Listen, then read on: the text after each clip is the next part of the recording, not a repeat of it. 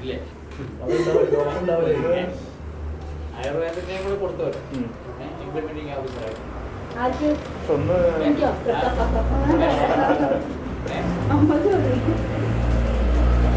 കഷായത്തിനകത്ത് മറ്റേ ഇച്ചിരി സ്പിരിറ്റോട് ഒഴിച്ച് നല്ലതായിട്ടായിരിക്കും കോമ്പിനേഷൻ ആയിരിക്കും മനസ്സിലായി.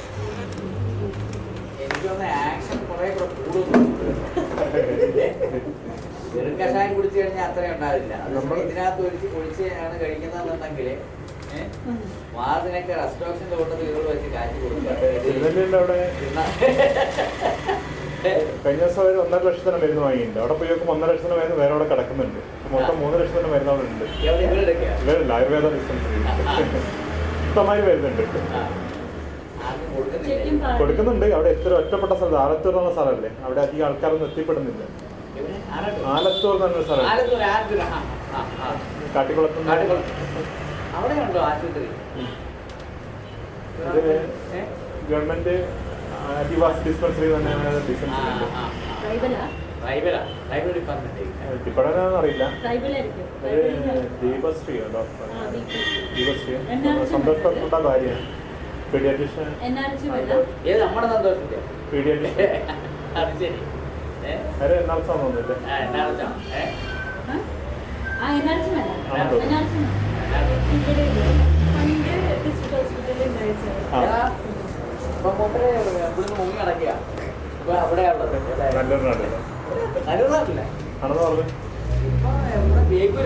അല്ല ഇവരായിരുന്നു നല്ലൂരിനാടേക്ക് മാറി.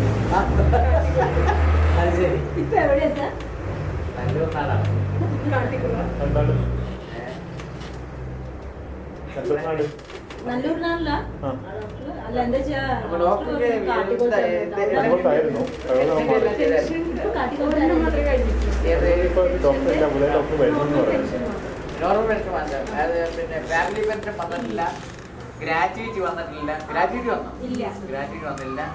പിന്നെ ഫാമിലി പെൻഷൻ കമ്മ്യൂട്ടേഷൻ വന്നിട്ടില്ല. അപ്പം ഇതിനകത്ത് ഇവിടെ എത്ര വരെ എത്തി നമ്മള്? കമ്മ്യൂട്ടേഷൻ വരെ എത്തിയിട്ടുണ്ട്. എഴുതിയിട്ടുണ്ട്. ഇവിടെ ഡോക്ടറെ കാണിച്ചിട്ടാത്ത ഇല്ലേ? അപ്പം നമുക്കൊരു പ്രോബ്ലം ചെയ്താലും അതിനകത്ത് നമുക്ക് ഗ്രാറ്റുവിറ്റിയും ഫാമിലി പെൻഷനും ഒക്കെ കണക്കൂട്ടാം. കഴിഞ്ഞ എക്സിക്യൂട്ടീവ് ഓഫീസർമാരുടെ എന്നാ പിന്നെ അത് തന്നെ നമുക്ക് ചെയ്ത് നോക്കാം അങ്ങനെ ഉണ്ടാകുമെന്ന് അറിയാം. അപ്പോൾ calculate pension, family pension, DCRG, commutation of pension.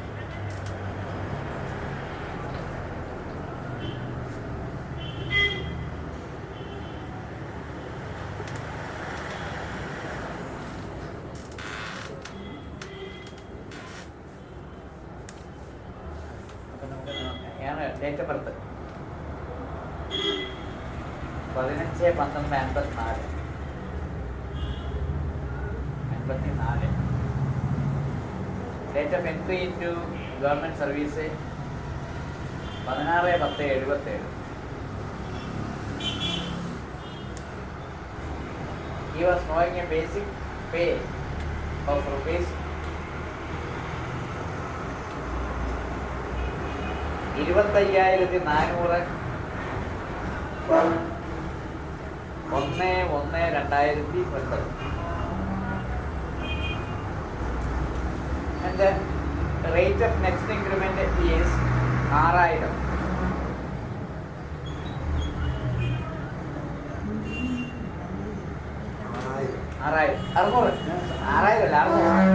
Rate ആണോ? Rate 600. He was on leave without allowance.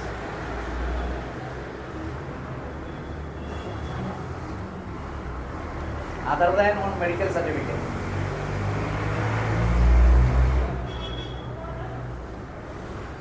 On personal affairs for 2 months. 2 months from 1/10/2009.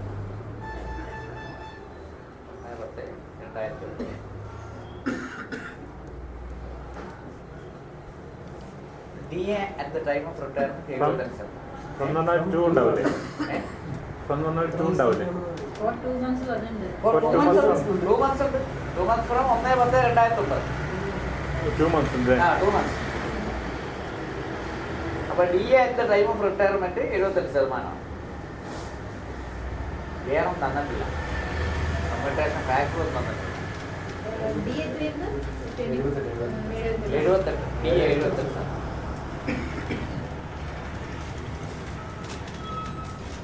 അപ്പം ഇത് നമ്മളെ ഇപ്പോഴത്തെ പുതിയ മാർച്ചിന്റെ ആനുകൂല്യം ഇല്ലാത്ത അതാണെന്ന് തോന്നുന്നത് ഇല്ലേ? 2009 2009 31/3/2010 എടുത്തുള്ളൂ.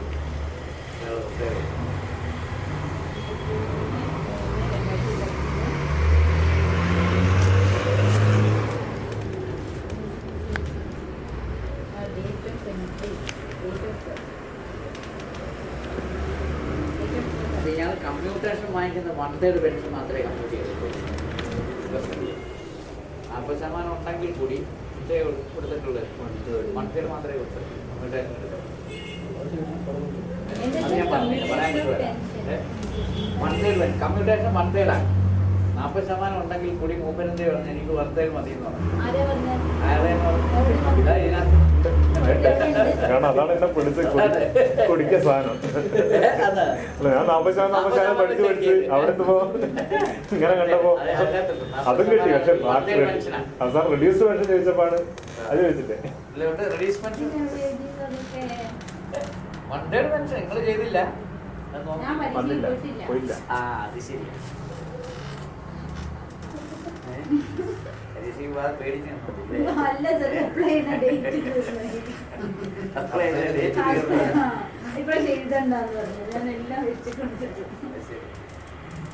അപ്പൊ നമുക്കത് ചെയ്യും. 1/3 പെൻഷനാണ് കമ്മ്യൂട്ടേഷൻ. Maximum commutation 1/3 pension. അതാണ് അല്ല 40% 1/3 പെൻഷൻ എന്ന് പറഞ്ഞതല്ലേ?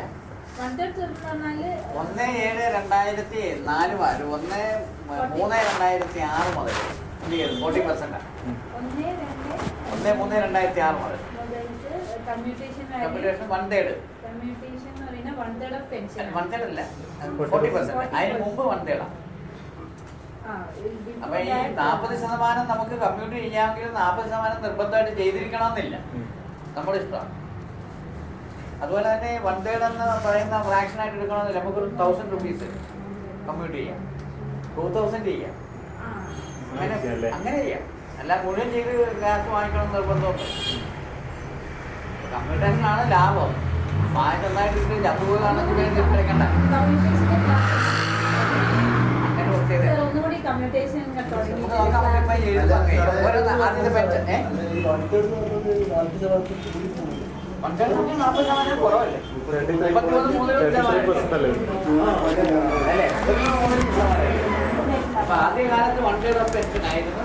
പിന്നെ അത് കഴിഞ്ഞിട്ട് പിന്നെ എന്താക്കിയെന്ന് പറഞ്ഞു കഴിഞ്ഞാൽ 40%. ആദ്യം 50%. 50% ഓഫ് ദി പെൻഷൻ ആയിരുന്നു കമ്മ്യൂട്ട് ചെയ്യാവുന്നത്. പിന്നെ അത് എന്താക്കിയെന്ന് പറഞ്ഞാൽ പിന്നെ 1/3 ആക്കി. പിന്നെ അത് കഴിഞ്ഞ് 1/3 മാറി. പിന്നെ ഇപ്പം പറഞ്ഞു കഴിഞ്ഞാൽ 40%. പക്ഷേ സെൻട്രൽ ഗവൺമെന്റ് ഇപ്പോഴും 50% പെൻഷൻ.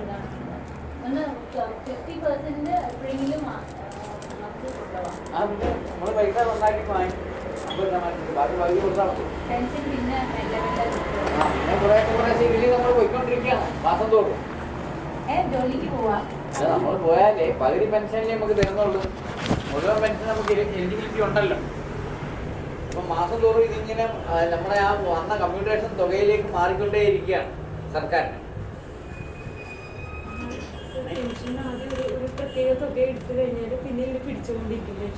ഈ പറഞ്ഞ നമുക്ക് തരുന്ന ഈ 11.42 വെച്ച് തരുന്ന 12 വർഷത്തേക്ക് തരുന്നതായ പൈസ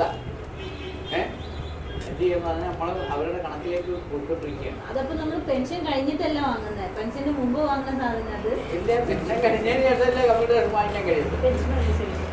പിന്നെ അയാൾ ജീവിച്ചിരിക്കുന്നിടത്തോളം കാലം അങ്ങനെ കൊടുത്തോണ്ടേ. അപ്പൊ അതാ പറഞ്ഞത് വാങ്ങിച്ചു കഴിഞ്ഞ് തട്ടിപ്പോയ ലാഭമല്ല, തിരിച്ചടക്കണ്ട. അങ്ങനെ പ്രത്യേകത തിരിച്ചടക്കണ്ട. Family pension പിടിക്കത്തുമില്ല. ഫാമിലിക്ക് പുതിയ പെൻഷൻ കിട്ടിയില്ല. അപ്പൊ അതുകൊണ്ട്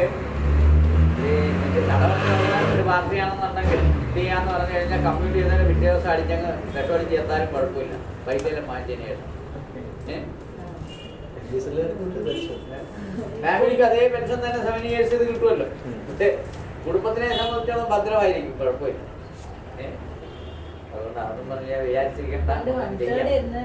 പിന്നെ നമുക്ക് ഡേറ്റ് ഓഫ് ബർത്ത് എഴുതി 55 കൂട്ടി. അപ്പോൾ അത് കഴിഞ്ഞ് ഡേറ്റ് ഓഫ് ബർത്തിൻ്റെ ഇപ്പുറത്ത് 55 എഴുതി.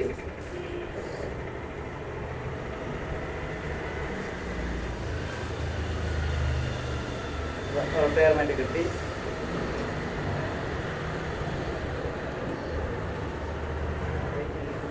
ചുരുക്കം ഇത് നമുക്ക് എല്ലാത്തിനും ഷോർട്ട് ഫോമാണ്. DB date of birth, DR date of retirement, DES date of entry in service, പിന്നെ ലെങ്ത് ഓഫ് സർവീസ് LS എഴുതിയിട്ടുണ്ടാകും. അപ്പോൾ അങ്ങനെ എഴുതുമ്പോൾ എഴുത്ത് കുറച്ച് മതി. മറ്റേത് നമ്മൾ കുറച്ച് ഇങ്ങനെ ആഞ്ഞു പിടിച്ച് എഴുതണ്ടേ, അതിൻ്റെ ആവശ്യമില്ല.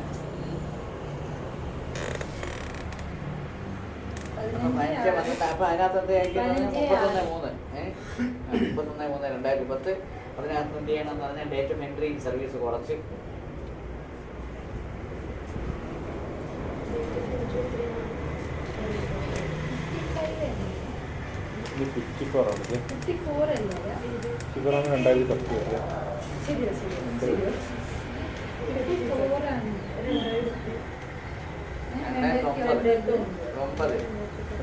വരില്ലേ? 31/10/2017 കുറപ്പ്. അപ്പോൾ 15 എഴുതാം. 15 5 10 12 15 10 വരെ 5. പിന്നെ ഇവിടെ ആണെന്നൊക്കെ 9 എവിടെ? 9.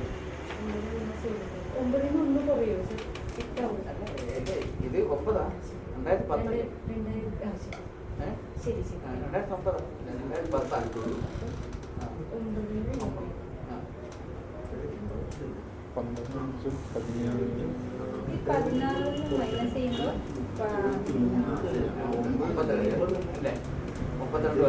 32 വർഷം. പിന്നെ അത് കഴിഞ്ഞിട്ടോ അയാൾ അഡീഷൻ ടു സർവീസ് ഇല്ല. അല്ല അതുകൊണ്ട് അല്ല, അഡീഷൻ ടു സർവീസ് ഉണ്ടോന്ന് നോക്കിയില്ല.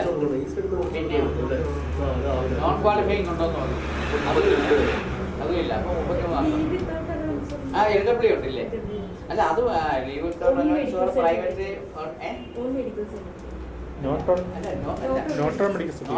MCL അല്ല, അത് കുറയ്ക്കില്ല. അപ്പോൾ അത് നമുക്ക് കുറയ്ക്കും, കുഴപ്പമൊന്നുമില്ല. 2 മാസം പറഞ്ഞെന്ന് വിചാരിച്ചാൽ 33 വർഷം തന്നെ കിട്ടും. LW എന്ന് പറഞ്ഞ് നമുക്ക് എഴുതി വെക്കാം. LW എങ്ങനെ പെൻഷൻ കണക്കൂട്ടെന്ന് അതിനകത്ത് പറഞ്ഞിട്ടില്ലാന്ന്. LWക്ക് ഒരു പ്രത്യേകത ഉണ്ട്. ഇറ്റ് ഈസ് അതർവൈസ് സ്റ്റേറ്റഡ് എന്ന് പറഞ്ഞു കഴിഞ്ഞാൽ കണക്കൂട്ടാണ്, ഒരു പെൻഷൻ കണക്കാക്കാം. LW നമ്മൾ എടുത്തു കഴിഞ്ഞാൽ അതിനകത്ത് പറയുകയാണ് ഈ പീരീഡ് പെൻഷന് കണക്ക് കൂട്ടുകയില്ല എന്ന് പറയുകയാണെങ്കിൽ എന്ത് ചെയ്യണ്ട, കുറയ്ക്കാം. അതേസമയം പെൻഷൻ കണക്ക് കൂട്ടുന്നില്ല, ഒന്നും പറയുന്നില്ല. അതിൻ്റെ അർത്ഥം എന്ന് പറഞ്ഞാൽ നമുക്കത് കൂട്ടാറുള്ളതാണ്. ഇപ്പോൾ LW ഇവിടെ 2 മാസം പുറത്തൊക്കെ ആയിരിക്കും കുഴപ്പമൊന്നും. LW ഇപ്പോൾ പ്രൈവറ്റ് അഫയേഴ്സ് എന്ന് പറയും. സാധാരണ പ്രൈവറ്റ് അഫയേഴ്സിൽ നമ്മൾ കുറയ്ക്കേണ്ട ആവശ്യമില്ല. പക്ഷെ നമുക്ക് ഇതിനകത്ത് എടുത്തു പറയാത്തിടത്തോളം കാലം നമുക്ക് കുറയ്ക്കാം. പക്ഷെ 2 months കുറച്ചെന്ന് വിചാരിച്ച് നമുക്ക് ക്വാളിഫയിങ് സർവീസ് കുറയുന്നില്ല. ഇപ്പോൾ QS is equal to 33 years. 33 വർഷമായി. അപ്പോൾ ക്വാളിഫയിങ് സർവീസ് കിട്ടി. ഇനി അതോ അടുത്തതോ ആവറേജ് എംപ്ലോയ്മെൻറ്റ്സ് 1/6/2009 മുതൽ 1/6/2009 മുതൽ 31/3/2010. അപ്പോൾ നമുക്കിനി പേ കണ്ടെത്തണം. പേ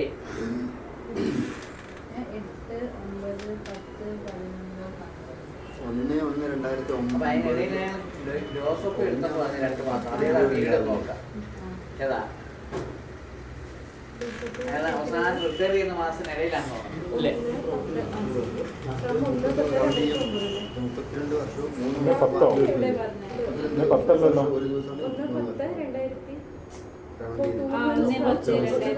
1/10/2009 മുതൽ 2 മാസക്കാലം ലീവ്. അപ്പൊ 10ഉം 11ഉം ലീവായിരുന്നു.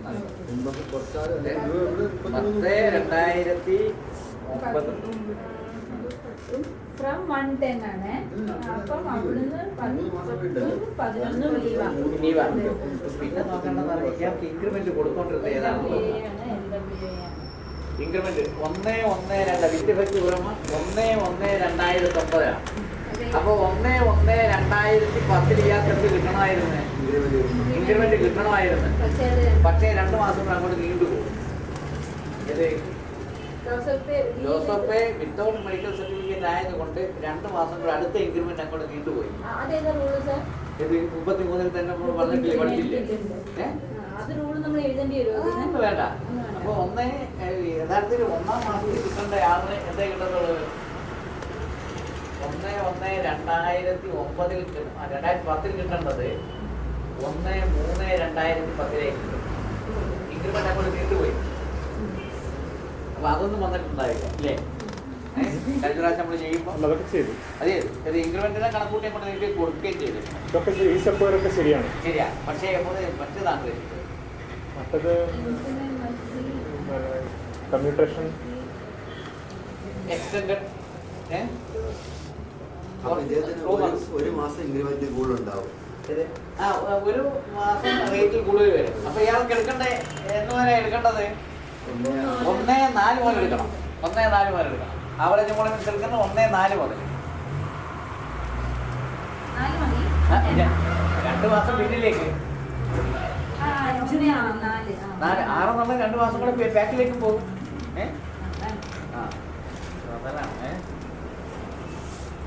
അപ്പൊ നമുക്ക് നോക്കാം. നേരത്തെ 1-1-2009 കിട്ടുന്ന പേ എന്ന് പറയുന്നത് 25,400 അല്ലേ?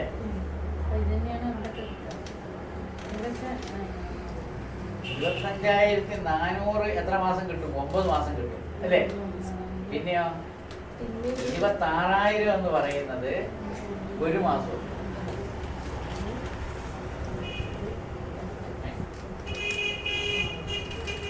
ഈ 2 മാസം നമ്മൾ അതുകൊണ്ട് കുഴപ്പമില്ല. 2 മാസം ശമ്പളം ഇല്ലല്ലോ. അടുത്ത 2 മാസം ഒഴിവാക്കണ്ടേ? അപ്പൊ ഇയാൾക്ക് 1-1-ആയത് 1-1-2009. അതിന് ബാക്കിലേക്ക് പോകുന്നില്ല. ഇതുകൊണ്ട്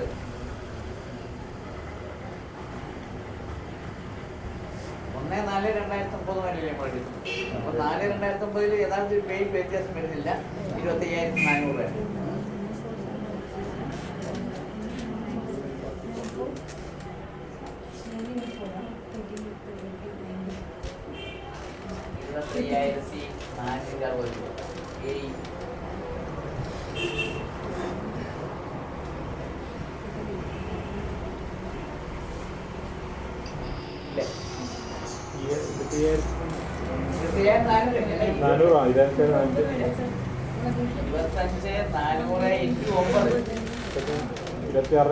ഒരു ഇതും കൂടെ അല്ലേ? 9-36 3 43 44 92 44 പിന്നെ 26,000 2 മാസം കൂടെ 25-4 25,460.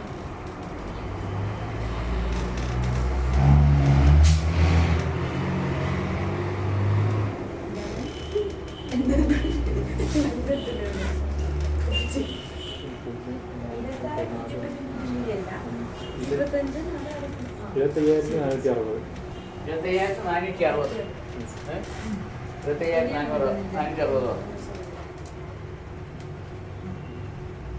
അപ്പൊ അതുകൊണ്ട് pension is equal to AE by 2 അല്ലേ? AE ബൈ 12,730 രൂപ. പെൻഷൻ ഈസ് ഈക്വൽ ടു 12,730 രൂപ.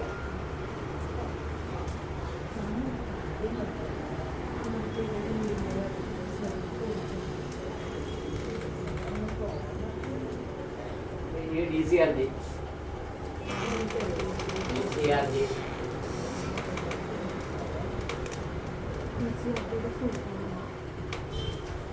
26,000 Come gratuity.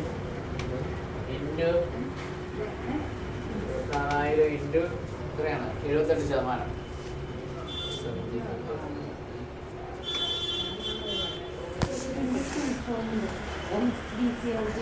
Death come retirement graduate DCRG death come retirement graduate. ആള് മരിച്ചാലും കൊടുക്കുമെന്ന് പറഞ്ഞ് അതുപോലെ തന്നെ സർവീസിൽ നിന്ന് റിട്ടയർ ചെയ്തായിരുന്നു. മരിക്കുന്നയാളിന് DCRG നമ്മൾ കൊടുക്കുന്നത് എത്രയാണ്? അയാളുടെ മരണം ഫസ്റ്റ് ഇയറിലെ സർവീസിലാണെന്നുണ്ടെങ്കിൽ 2 ടൈംസ്, അതല്ലെങ്കിൽ 5 വർഷത്തിനും പിന്നെ 1 വർഷം കഴിഞ്ഞ് 5 വർഷത്തിന് താഴെയാണെന്നുണ്ടെങ്കിൽ എത്ര 6 കിട്ടി. പിന്നെയാണെന്നുണ്ടെങ്കിൽ 5 വർഷം കഴിഞ്ഞാൽ അയാൾക്ക് 12 അല്ലേ? അങ്ങനെ നമ്മൾ കൊടുക്കും. അപ്പം പ്ലസ് 78% DA ഇൻറ്റു US/2 നമുക്ക് നോക്കാം. 28%, 22.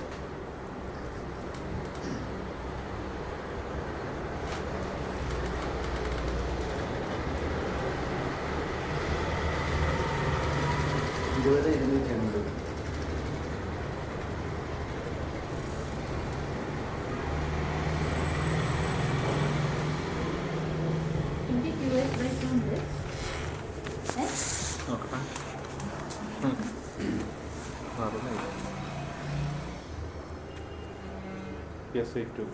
20,250 പ്ലസ് 33 ആണല്ലോ ഗോഡ്ഫ്രീ സർവീസ്. അപ്പോൾ അത്ര വരും.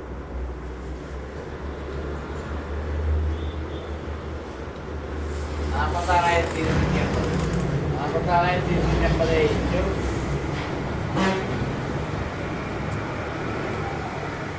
33/2.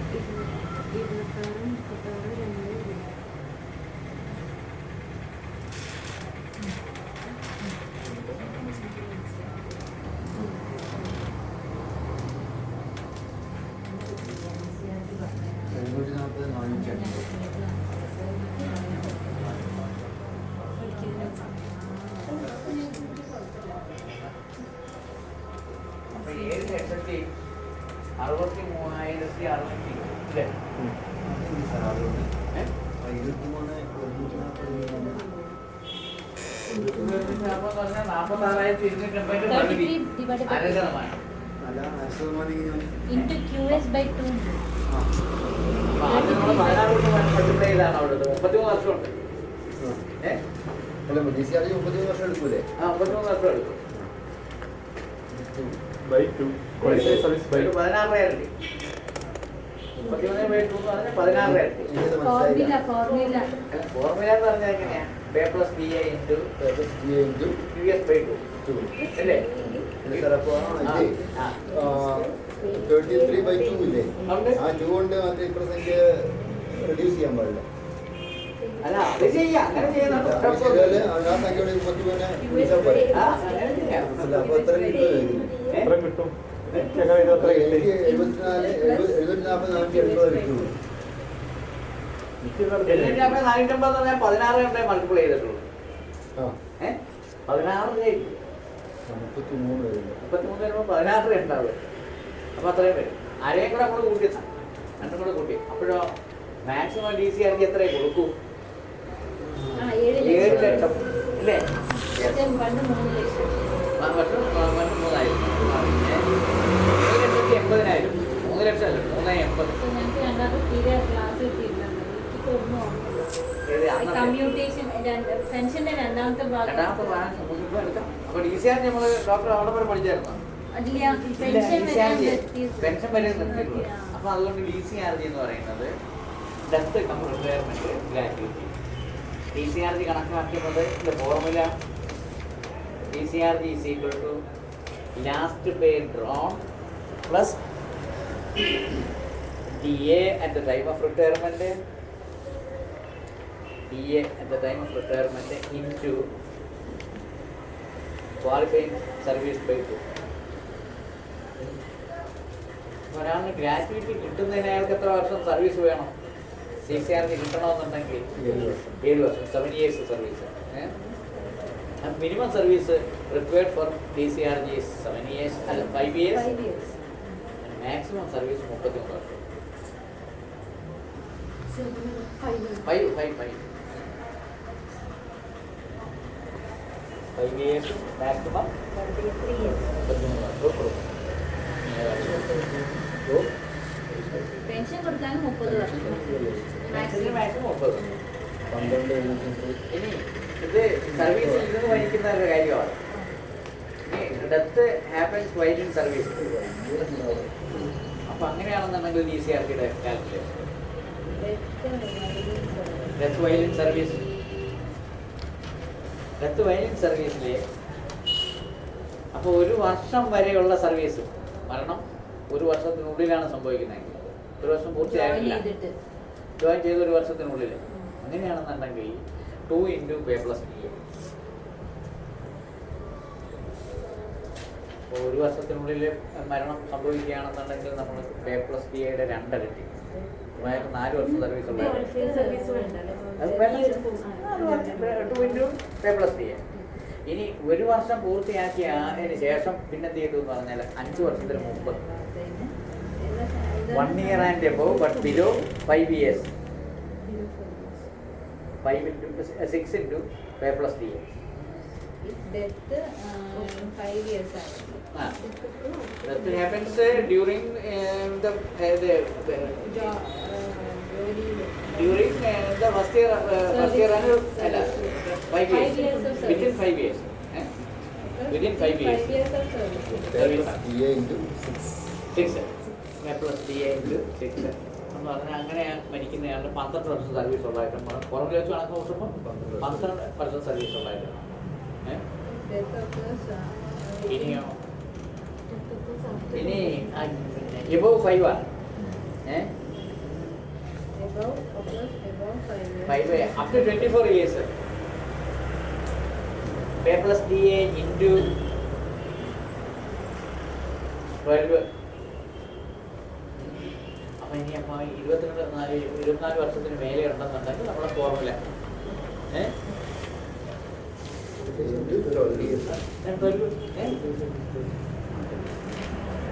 24 വർഷം സർവീസ് ഉണ്ടെന്നുണ്ടെങ്കിൽ നമുക്ക് എത്ര കൊടുക്കും? 12 രൂപ കൊടുക്കും. അതാണ് 5 മുതൽ 24 വരെയുള്ള പീരീഡിനുള്ളിലാണെന്നുണ്ടെങ്കിൽ TCRG 12 5 മുതൽ 12 വരെയുള്ള 5 മുതൽ 12 ഇല്ല, 24 വരെ 24 വരെയുള്ള പീരീഡിനുള്ളിലാണ് അയാൾ മരിക്കുന്നതെന്നുണ്ടെങ്കിൽ അയാൾക്ക് 12 times TCRG ഉണ്ട്. ഇനി 24 കഴിഞ്ഞാൽ പിന്നെ നമ്മൾ സാധാരണ ഒരു ഫോർമുല, അതായത് പേ പ്ലസ് DA ഇൻറ്റു QS/2 എന്നുള്ള ഫോർമുലയ്ക്ക് അനുസരണമായിട്ട് കൊടുക്കും. മാക്സിമം TCRG എന്ന് പറയുന്നത് 7 years, 7 lakhs. അപ്പോൾ TCRGയുടെ പ്രശ്നമില്ലല്ലോ. അപ്പോൾ ഇനി നമ്മൾ കമ്പ്യൂട്ടേഷൻ അല്ല, TCRG കണക്ക് കൊടുക്കും. പക്ഷേ സാധാരണഗതിയിൽ പൈസയൊക്കെ വരുന്ന കേസുകളുണ്ടാകും. 16 വർഷമൊക്കെ എടുക്കുമ്പോൾ ചിലപ്പോൾ ചെയ്യുമെന്ന് പറഞ്ഞാൽ പൈസ ഉണ്ടാകും. അങ്ങനെ പൈസ വരികയാണെന്നുണ്ടെങ്കിൽ അതിനെന്ത് ചെയ്യണം? അടുത്തതിലേക്ക് റൗണ്ട് ചെയ്യും. പൈസ അടുത്തതിലേക്ക് റൗണ്ട് ചെയ്യണം. എല്ലാം പെൻഷൻ ആയാലും ശരി, ഈ TCRG ആയാലും എന്ത് ഉണ്ടോ ആയാലും എന്ത് ചെയ്യും? റൗണ്ട് ചെയ്ത് അടുത്തതിലേക്ക്.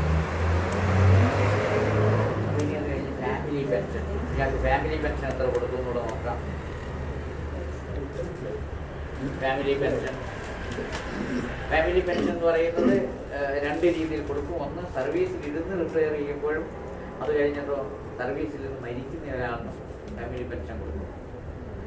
അപ്പോൾ സർവീസിലിരുന്ന് സർവീസിൽ നിന്ന് മരിക്കുന്നതല്ല. നമുക്ക് ആദ്യം നമുക്ക് ഇനിയിപ്പോൾ ഇതിൻ്റെ തന്നെ എഴുതി വരും. സാർ ഇത് 2 രീതിയിൽ ചെയ്യണോ? മരിച്ചു പറഞ്ഞ കാര്യം ചെയ്താൽ പോലെ അങ്ങനെ മരിക്കുന്ന കേസാണെങ്കിൽ എത്ര കൊടുക്കുന്നു പറഞ്ഞു. മറ്റേ അപ്പോൾ ഇത് നമുക്ക് സാധാരണ ഗതിയിൽ കൊടുക്കുന്നത് ഹയർ റേറ്റ് ഓഫ് ഫാമിലി പെൻഷനും ഉണ്ട്, ഒരു നോർമൽ റേറ്റും ഉണ്ട്. ഇത് നമ്മൾ ഹയർ റേറ്റ് ചെയ്യേണ്ടത്. അല്ല, ഇതിന് ഹയർ റേറ്റ് എന്ന് പറഞ്ഞാൽ അയാൾക്ക് കിട്ടുന്ന പെൻഷൻ പറയുള്ളൂ. അയാൾക്ക് കിട്ടുന്ന പെൻഷൻ തന്നെ കൊടുക്കണോ? അത് വേണം. നമ്മൾ higher rate family pension, higher rate family pension എന്ന് പറയുന്നത് അയാൾക്ക് കിട്ടിക്കൊണ്ടിരിക്കുന്നതായ പെൻഷൻ.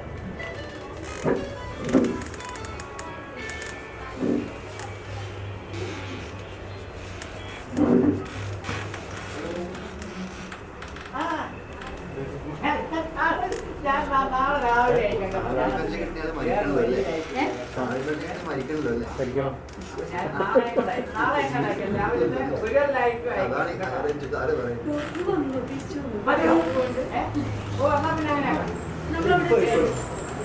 രാവിലെ കണ്ടിട്ടില്ല.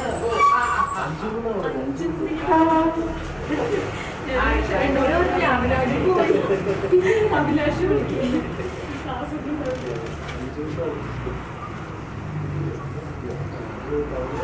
പഠിക്കാൻ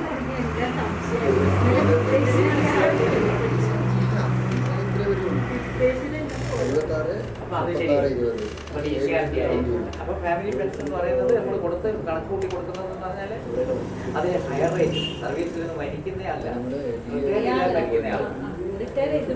മരിക്കുന്നയാൾക്കാണ് ഇത് കൊടുക്കുന്നത്. അത് അയാൾക്ക് കൊടുക്കുന്നത് അയാൾക്ക് കിട്ടിക്കൊണ്ടിരിക്കുന്ന പെൻഷൻ എന്ന് വരെ കൊടുക്കും. നമ്മള് പെൻഷൻ നമ്മള് കണക്കൂട്ടിയ പെൻഷൻ, ആ പെൻഷൻ 62 വയസ്സ് ഡൽഹി അറ്റൈൻ 62. അത് കഴിഞ്ഞിട്ട് ഡൽഹി അറ്റൈൻ 62 62 വയസ്സെത്തുന്ന വരെ ഈ പറഞ്ഞ അതേ റേറ്റിലെ പെൻഷൻ ഫാമിലിക്ക്. എങ്ങനെയാണെന്നുണ്ടെങ്കിൽ അയാൾ ഈ 62 ഇടയിൽ മരിക്കുകയാണെങ്കിൽ 62 ഇടയിൽ അയാൾ മരിക്കുന്നില്ലെന്നുണ്ടെങ്കിൽ പിന്നെ എന്തായിരിക്കും കിട്ടുക? 62 കഴിഞ്ഞാൽ മരിക്കുന്നത്. സൗകര്യമില്ലെന്ന് പറഞ്ഞാൽ ഞങ്ങൾക്ക് മരിക്കാം. അപ്പൊ അങ്ങനെയാണെങ്കിൽ 65 മരിക്കാൻ ഞങ്ങൾക്ക് സൗകര്യമില്ലെന്ന് പറഞ്ഞു. പിന്നെ 65 മരിക്കുന്നതെങ്കിൽ എന്ത് ചെയ്യുന്നു പറഞ്ഞു കഴിഞ്ഞാൽ അയാളുടെ കുടുംബത്തിന് നോർമൽ റേറ്റ് കിട്ടും. അപ്പൊ അതുകൊണ്ട് 62 വയസ്സ് കഴിഞ്ഞാൽ normal rate of family pension that is 30% of the last pay. Normal rate അത് 30% of the last pay drone ആണ്. എപ്പോഴും ഇതല്ലേ സാറേ കൂടുണ്ടാവുക? ഈ 30% അല്ലേ കൂടുണ്ടാവുക? 30% അല്ല, അയാൾക്ക് കൊടുക്കുന്ന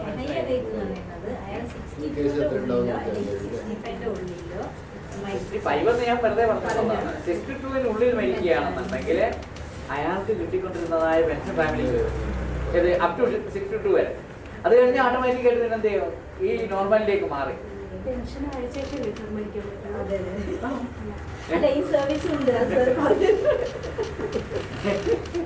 സർവീസ് ഇരുന്ന് മരിച്ചാൽ നോക്കാം. സർവീസ്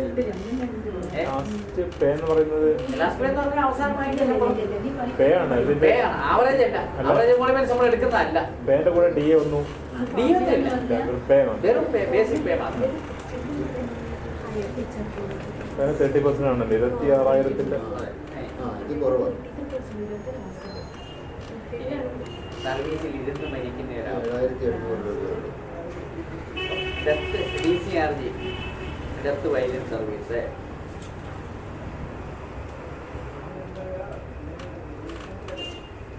അവിടെ ഉണ്ടെത്തുന്ന നോർമൽ റേറ്റും ഹയർ റേറ്റും. അപ്പോൾ അവിടെ ഹയർ റേറ്റ് എന്ന് പറയുന്നത് സാധാരണഗതിയിൽ ഒരാൾ പെട്ടെന്ന് സർവീസ് ഇരുന്ന് മരിച്ചു പോവുകയാണെങ്കിൽ അയാളുടെ കുടുംബത്തിന് കുറച്ച് അവർക്ക് കൂടുതൽ ബെനിഫിറ്റ് കിട്ടിക്കോട്ടെ എന്നുള്ളതുകൊണ്ടാണ് ഹയർ റേറ്റ് ഉണ്ടാക്കിയിരിക്കുന്നത്. അപ്പോൾ ആ ഹയർ റേറ്റ് കൊടുക്കണമെന്നുണ്ടെങ്കിൽ ഇയാൾ മരിക്കുമ്പോൾ 7 വർഷം സർവീസ് പൂർത്തിയാക്കിയിരിക്കണം. അപ്പോൾ ഹയർ റേറ്റ് അഡ്മിസിബിലിറ്റി എന്ന് പറയുന്നത് ഏതാണ്? Higher rate admissibility the officer has to complete 7 years service at the time of death. 7 years service പൂർത്തിയാക്കിയതിന് ശേഷമാണ് അയാൾ മരിക്കുന്നതെന്നിരിക്കട്ടെ. അങ്ങനെയാണെന്നുണ്ടെങ്കിൽ 50% of the last pay drawn. 50% of the last pay drawn എത്ര കാലം കൊടുക്കും? For 7 years എന്നുള്ളത് from the day following the death of the officer. From the day following the death of the officer. അപ്പോൾ അത് കഴിഞ്ഞു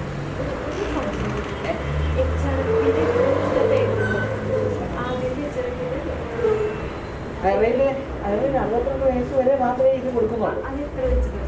അതൊക്കെ അയാൾക്ക് നമ്മൾ സർവീസ് പെൻഷൻ നമ്മൾ കണക്കൂട്ടിയത് അത് അപ്പോൾ പെൻഷനാണ് കൊടുക്കുന്നത്.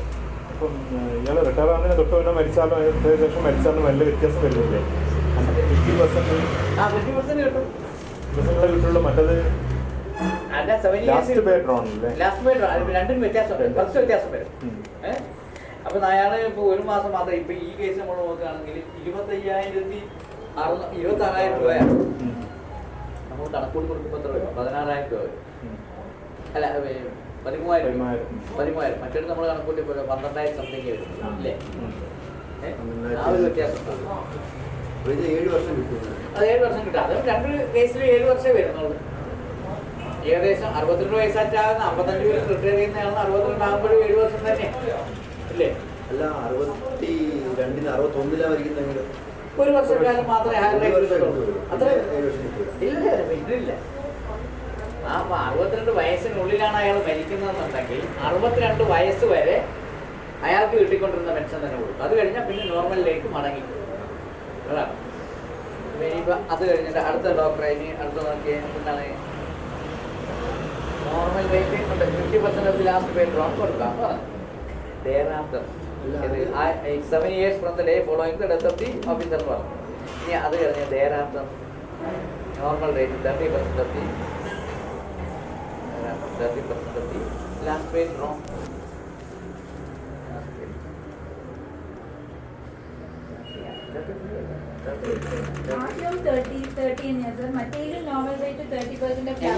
അത്രയാണ്. അപ്പൊ ഇനി ചില കേസില് നമ്മൾ higher rate of family pension എടുക്കുമ്പോൾ 30%-നേക്കാൾ കുറവാണെന്നുണ്ടെങ്കിൽ 1/1/2006 ശേഷമുള്ള കേസിൽ മിനിമം 30% കുറയാൻ പാടില്ല.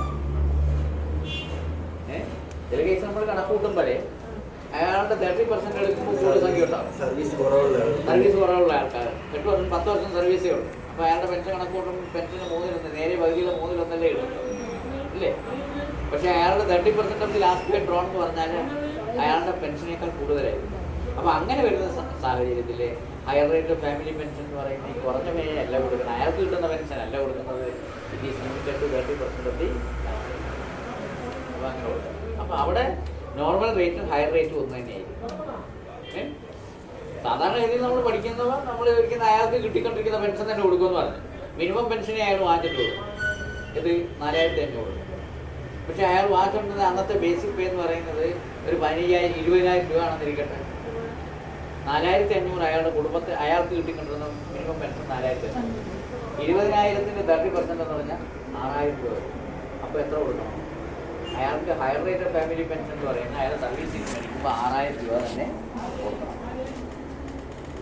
അല്ല 4,500 അല്ല കൊടുക്കുക. 62 വയസ്സിൽ അയാൾക്ക് കിട്ടിക്കൊണ്ടിരുന്ന പെൻഷൻ കൊടുക്കുമെന്ന് പറഞ്ഞാൽ അത് ശരിയല്ല.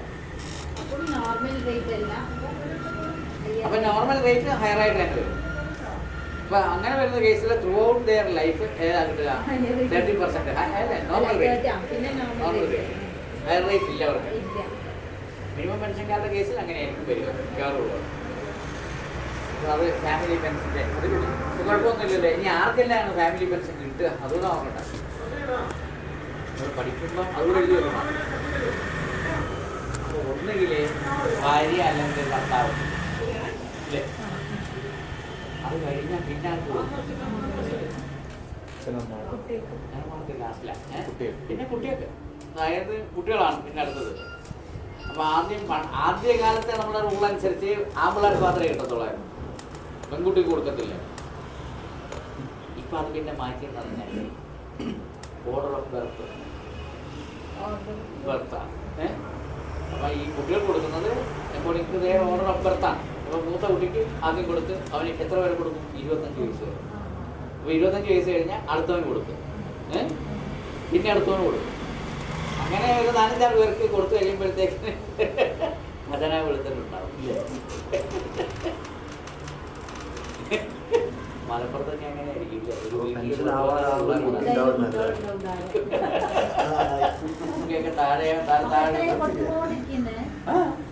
അല്ല പെൻഷൻ ആറാകുമ്പോൾ ഒരു കുട്ടി ഉണ്ടാവും നല്ലതാണ്. അത് ശരിയാ. അങ്ങനെയുണ്ട്. അറബി ഭാഷ ഒരു ഇത് വയ്ക്കണം അല്ലേ ശരിക്കും? അറബി ഭാഷയ്ക്ക് രണ്ട് ഭാര്യമാർ. ആദ്യത്തെ ഭാര്യയ്ക്ക് 2-3 കുട്ടി, അതായത് മറന്നു പോയി. ഒമ്പത് അതിലേന്ന് പറഞ്ഞു കഴിഞ്ഞാൽ 6-7 കുട്ടികളുണ്ട്. ഞാൻ ഈ പുള്ളി പെൻഷൻ എഴുതാൻ കൊണ്ട് തന്ന ഞാൻ ലിസ്റ്റ് പിള്ളേരുടെ ഡേറ്റ് ഓഫ് ബർത്ത് 6-7 കുട്ടികൾ. അപ്പം പറഞ്ഞു സാറേ എനിക്ക് ആദ്യത്തെ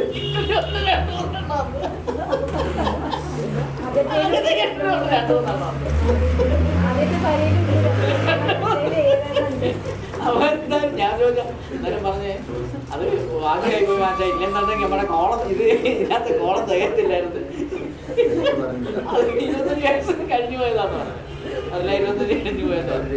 അപ്പൊ അങ്ങനെയാണ് ഞാൻ ചോദിച്ചത്. ഞാൻ പറഞ്ഞു രണ്ടാമത്തെ ഭാര്യയ്ക്ക് എന്തായാലും എന്ത് കൊടുക്കാൻ കഴിയത്തില്ല. ആദ്യത്തെ 34 ഫോട്ടോ കൊണ്ടുവരണം.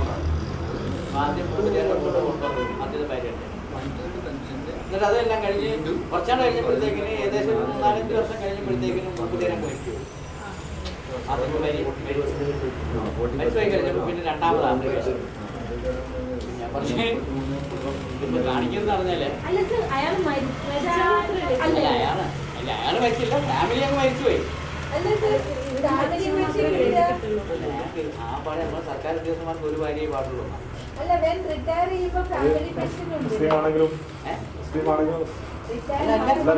നിയമം അങ്ങനെ തന്നെ. പക്ഷേ അവര് സർവീസിൽ കയറുന്നതിന് മുമ്പ് ചിലപ്പോൾ 2 പിള്ളേരുണ്ടാവും. കാര്യം കെട്ടാവില്ല, എങ്ങനെ കെട്ടുന്നതിന് കുഴപ്പമൊന്നുമില്ല. മരിച്ചാലത്തെ കാര്യം അപ്പൊ നമ്മള് പെൻഷൻ പേപ്പർ അയക്കുമ്പോ ആദ്യം ഇതെല്ലാം ശരിയാക്കി കൊടുക്കണമല്ലോ. നേരെ കണക്കൂട്ടിയൊക്കെ വെക്കണമല്ലോ. മരിച്ചതിന് ശേഷം എല്ലാം നമ്മൾ പിന്നെ പെൻഷൻ കണക്കാക്കുക. ആദ്യം തന്നെ പെൻഷൻ എല്ലാം ശരിയാക്കി അയക്കുക. ഇയാൾ മരിച്ചു കഴിഞ്ഞാൽ ഇയാളുടെ കുടുംബത്തിനൊക്കെ കൊടുക്കണം. അപ്പൊ eligible members of the family എന്ന് പറയുന്നത് അപ്പൊ eligible members of the family എന്ന് പറയുന്നത് ഈ പറഞ്ഞ കണക്ക് കുറെ ആൾക്കാരുണ്ട്. അപ്പൊ ഈ രണ്ടാമത് നമ്മൾ ആദ്യം കൊടുത്തതിനകത്ത് എലിജിബിൾ മെമ്പേഴ്സിനകത്ത് കുറെ പിള്ളേരുണ്ടെന്നുണ്ടെങ്കിലും മൂപ്പര് രണ്ടാമത് കല്യാണം കഴിച്ചു എന്ന് പറഞ്ഞില്ല. അപ്പൊ അത് ഒരു വിഷമാണല്ലോ. അപ്പൊ ഞാൻ പറഞ്ഞൊരു കാര്യം ചെയ്യാൻ പിന്നെ ഈ പള്ളിയിൽ പോയത് ചെയ്യാന്ന് പറഞ്ഞാൽ ഞങ്ങൾ രണ്ടാമത്തെ ഭാര്യനെ ഇപ്പോഴത്തെ ഭാര്യനെ എൻ്റെ മൊഴിയല്ല പുതിയതായിട്ട് കെട്ടിയതായിട്ട് രജിസ്ട്രേഷൻ അവിടെ നിന്ന് വാങ്ങിച്ചു. അപ്പൊ അങ്ങനെ അവരെ ചെന്നപ്പോൾ എഴുതി കൊടുത്തു. കാരണം ഇവിടെ ഉള്ള ആള് തന്നെയാണല്ലോ. അപ്പൊ അതങ്ങനെ രണ്ടാമത് അങ്ങനെ രജിസ്റ്റർ ചെയ്ത് ഇന്ന ദിവസം ഇയാളുടെ ഇങ്ങനെ നിക്കാഹ് നടന്നിട്ടുണ്ടെന്നെല്ലാം പറഞ്ഞൊരു കത്ത് ഭാര്യയുടെ മരണത്തിന് ശേഷം 1 വർഷം കഴിഞ്ഞു. എന്നിട്ട് അത് എഴുതി അയച്ചു കൊടുത്തപ്പോൾ പിന്നെ അയാളുടെ ഭാര്യയുടെ പേരിലേക്ക് രണ്ടാമത്തെ ഭാര്യയുടെ പേരിലേക്ക് പെൻഷനെല്ലാം പാസ്സായി. ഇനി അടുത്ത പെൻഷൻ അയാളാണ് എലിജിബിലിറ്റി. ഇങ്ങനെ രണ്ടാമത്തെ ഭാര്യയ്ക്ക് കിട്ടി. അപ്പം ഞാൻ നമുക്ക് ലിസ്റ്റ് കോളത്തിനകത്തൊരു 10 പേരുടെ പേര് 7 പേരുടെ 8 പേരുടെ പേരുള്ളൂ. ഞാൻ ആദ്യം ഇതെല്ലാം എഴുതിക്കൊണ്ട് 7 പിള്ളേരും കഴിഞ്ഞ് വലിയ അമ്മയുടെ പേരോട് എഴുതി കഴിഞ്ഞപ്പോഴത്തേക്കും ഞാൻ പറഞ്ഞു അവരാ പറഞ്ഞ 2 ഭാര്യമാരാന്ന് പറഞ്ഞത്. എന്തുകൊണ്ടാന്ന് പറഞ്ഞാല് ഇത് പെണ്ണുങ്ങളെ നമുക്കറിയാം. അക്കരെ താനേക്കടി താമസിക്കുന്ന അക്കരെയുള്ള പെണ്ണുങ്ങളാണ് ഞാൻ കെട്ടിയിരിക്കുന്നത്. അപ്പൊ അവരുടെ പേര് ഇതാണെന്ന് ഞാനൊരു സംശയം. അപ്പൊ നേരം പറഞ്ഞ് എന്നോട് പറഞ്ഞു വേറൊരു അപ്പൊ അവരുടെ പേരാണ് വെച്ചത്. ഇപ്പൊ അത് ഔദ്യോഗികമായിട്ട് വേറെ എന്തെങ്കിലും പ്രശ്നം ഉണ്ടാകണ്ടെന്നുള്ളത് കൊണ്ട് മറ്റുള്ള പേര് നോക്കാൻ അങ്ങനെ അവരുടെ ഫോട്ടോയൊക്കെ വെച്ച് ആണ് പെൻഷൻ എല്ലാം പാസ്സായി. എന്തോ ഭാഗ്യത്തിന് അവർ മരിച്ചുപോയി. പിന്നെ അങ്ങനെയാണ് അതിന്റെ കേസ്. അപ്പൊ ഫാമിലി പെൻഷൻ വന്ന കേസ് ഇല്ലേ? അപ്പോൾ ഫാമിലി പെൻഷൻ കണക്കൂട്ടുന്ന കാര്യം എങ്ങനെയാണെന്ന് വെച്ചാൽ അച്ഛന് ആദ്യം എന്ത് ചെയ്തു എന്ന് പറഞ്ഞാൽ ഭാര്യയ്ക്കും അല്ലെ ഭർത്താവിനെ കൊടുത്തു. പിന്നെ മക്കളാണ്, മക്കൾ അവരുടെ ഓർഡർ ഓഫ് ബർത്തിനനുസരിച്ചായിട്ട് കൊടുത്ത്. പിന്നെ മക്കളും കഴിഞ്ഞ് മക്കളാരും ഇല്ലാതെ വന്നു കഴിയുമ്പോൾ പിന്നെ സ്റ്റെപ്പ് മദറുണ്ട്, അല്ല സ്റ്റെപ്പ് ഫാദറുണ്ട്, അല്ല സ്റ്റെപ്പ് സണ്ണും സ്റ്റെപ്പ് പിന്നെ ഡോട്ടറും അങ്ങനെ ഉണ്ടാകാം. പിന്നെ അത് കഴിഞ്ഞ് അഡോപ്റ്റഡ് കുട്ടികളാരും ഇല്ലെന്നുണ്ടെങ്കിൽ അവർ എന്ത് ചെയ്യാം, ദത്തെടുക്കാം കുട്ടികൾ. അങ്ങനെ അഡോപ്റ്റഡ് സൺ ഡോട്ടർ അവർക്കും കൊടുക്കാം. ഈ ഇവരാരും ഇല്ലെങ്കിൽ എലിജിബിലിറ്റി ഇല്ലെങ്കിലാണ് പിന്നെ ഞാൻ കൊടുക്കുന്നത് അച്ഛനും പേരൻസിൻ്റെ ഈക്വൽ ഷെയർസ്. മറ്റേർക്ക് ഓരോരുത്തർക്കാണ് ഫാമിലി പെൻഷൻ കൊടുത്തോണ്ടിരിക്കുന്നത്. അച്ഛനും അമ്മയും വരുമ്പോൾ 2 വീതിച്ച് മൂപ്പിലാൻ്റെയും വല്യമ്മയുടെയും കയ്യിൽ പൈസ എത്രയാണ് നമുക്ക് കൊടുക്കാം. അപ്പോൾ അതൊരു കേസ് ഒരു ക്രിസ്ത്യാനി ചേട്ടൻ എന്ത് ചെയ്തു പറഞ്ഞാൽ മൂപ്പർക്ക് ആണ് ഇതിൻ്റെ ഫാമിലി പെൻഷൻ എലിജിബിലിറ്റി ആർക്കാന്ന് പറഞ്ഞാൽ അച്ഛൻ കഴിഞ്ഞേ ഉള്ളൂ. പിന്നെ അയാളുടെ കാലം കഴിഞ്ഞേ ഉള്ളൂ പെൻഷൻ ആർക്ക് കിട്ടത്തുള്ളൂ, വല്യമ്മയ്ക്ക്.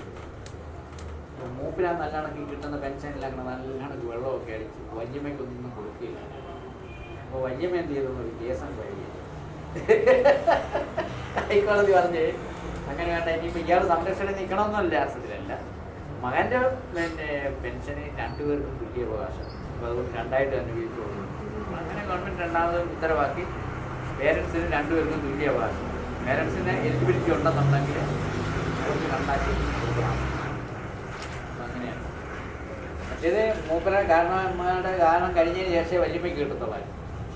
അപ്പം അങ്ങനെയാണെന്നുണ്ടെങ്കിൽ വല്യമ്മ ചിലപ്പോൾ ഈ വേണമെങ്കിൽ പട്ടിണി കിടന്ന് ചത്തുവോ, ഇയാളൊന്നും കൊടുക്കത്തില്ലെങ്കിൽ.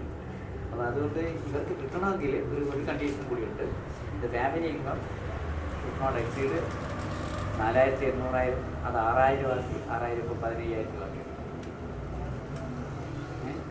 ആദ്യം 4500 കൂടുതൽ എന്താകാൻ പാടില്ല, 4800 വാർഷിക വരുമാനം 4800 കൂടാൻ പാടില്ല. പിന്നെ അത് 6000 ആയിട്ട് ഉയർത്തി. 6000 ഇപ്പോൾ 15000 ആക്കി.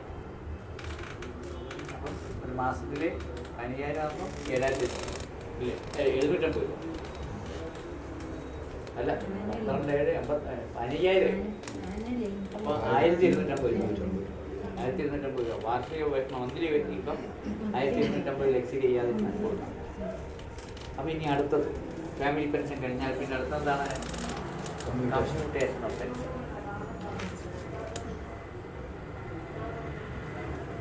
കമ്മ്യൂട്ടേഷൻ എന്ന് പറഞ്ഞാൽ എന്താ?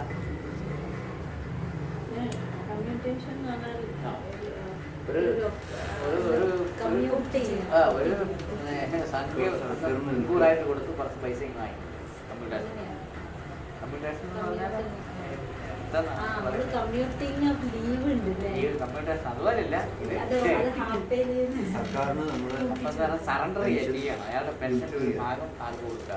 സർക്കാരിലേക്കും കൊടുക്കാം. അപ്പോൾ സറണ്ടർ ചെയ്യ portion of pension, surrendering a portion of pension to a capitalized sum. A capitalized sum is called as the commutation. ഒരു മൊത്ത തുകയ്ക്ക് അയാളുടെ പെൻഷൻ്റെ ഒരു ഭാഗം ഇതാക്കി കമ്മ്യൂട്ട് ചെയ്യാൻ കൊടുത്തു, സർക്കാരിലേക്ക് സറണ്ടർ ചെയ്ത് കൊടുത്തു. അപ്പോൾ അങ്ങനെ സറണ്ടർ ചെയ്ത് കൊടുത്തതിൻ്റെ ബാക്കിയാണ് എന്ന് പറയുന്നത് റെഡ്യൂസ്ഡ് പെൻഷൻ എന്ന് പറയുന്നത്. അപ്പം അങ്ങനെ അപ്പം ഈ വാല്യൂ എത്ര, ഈ ക്യാപിറ്റലൈസ് സം നമ്മളെങ്ങനെ കണ്ടുപിടിക്കും? ക്യാപിറ്റലൈസ് സം എന്ന് പറയുന്നത് computed value of pension, CVP എന്ന് പറയും. ക്യാപിറ്റലൈസ് സം എന്ന് പറയുന്നത് CVP, capitalise value of pension എന്ന് പറയുന്നത് നമ്മളെന്താണ് കമ്പ്യൂട്ടഡ് വാല്യൂ ഓഫ് പെൻഷൻ. അപ്പം CVP is equal to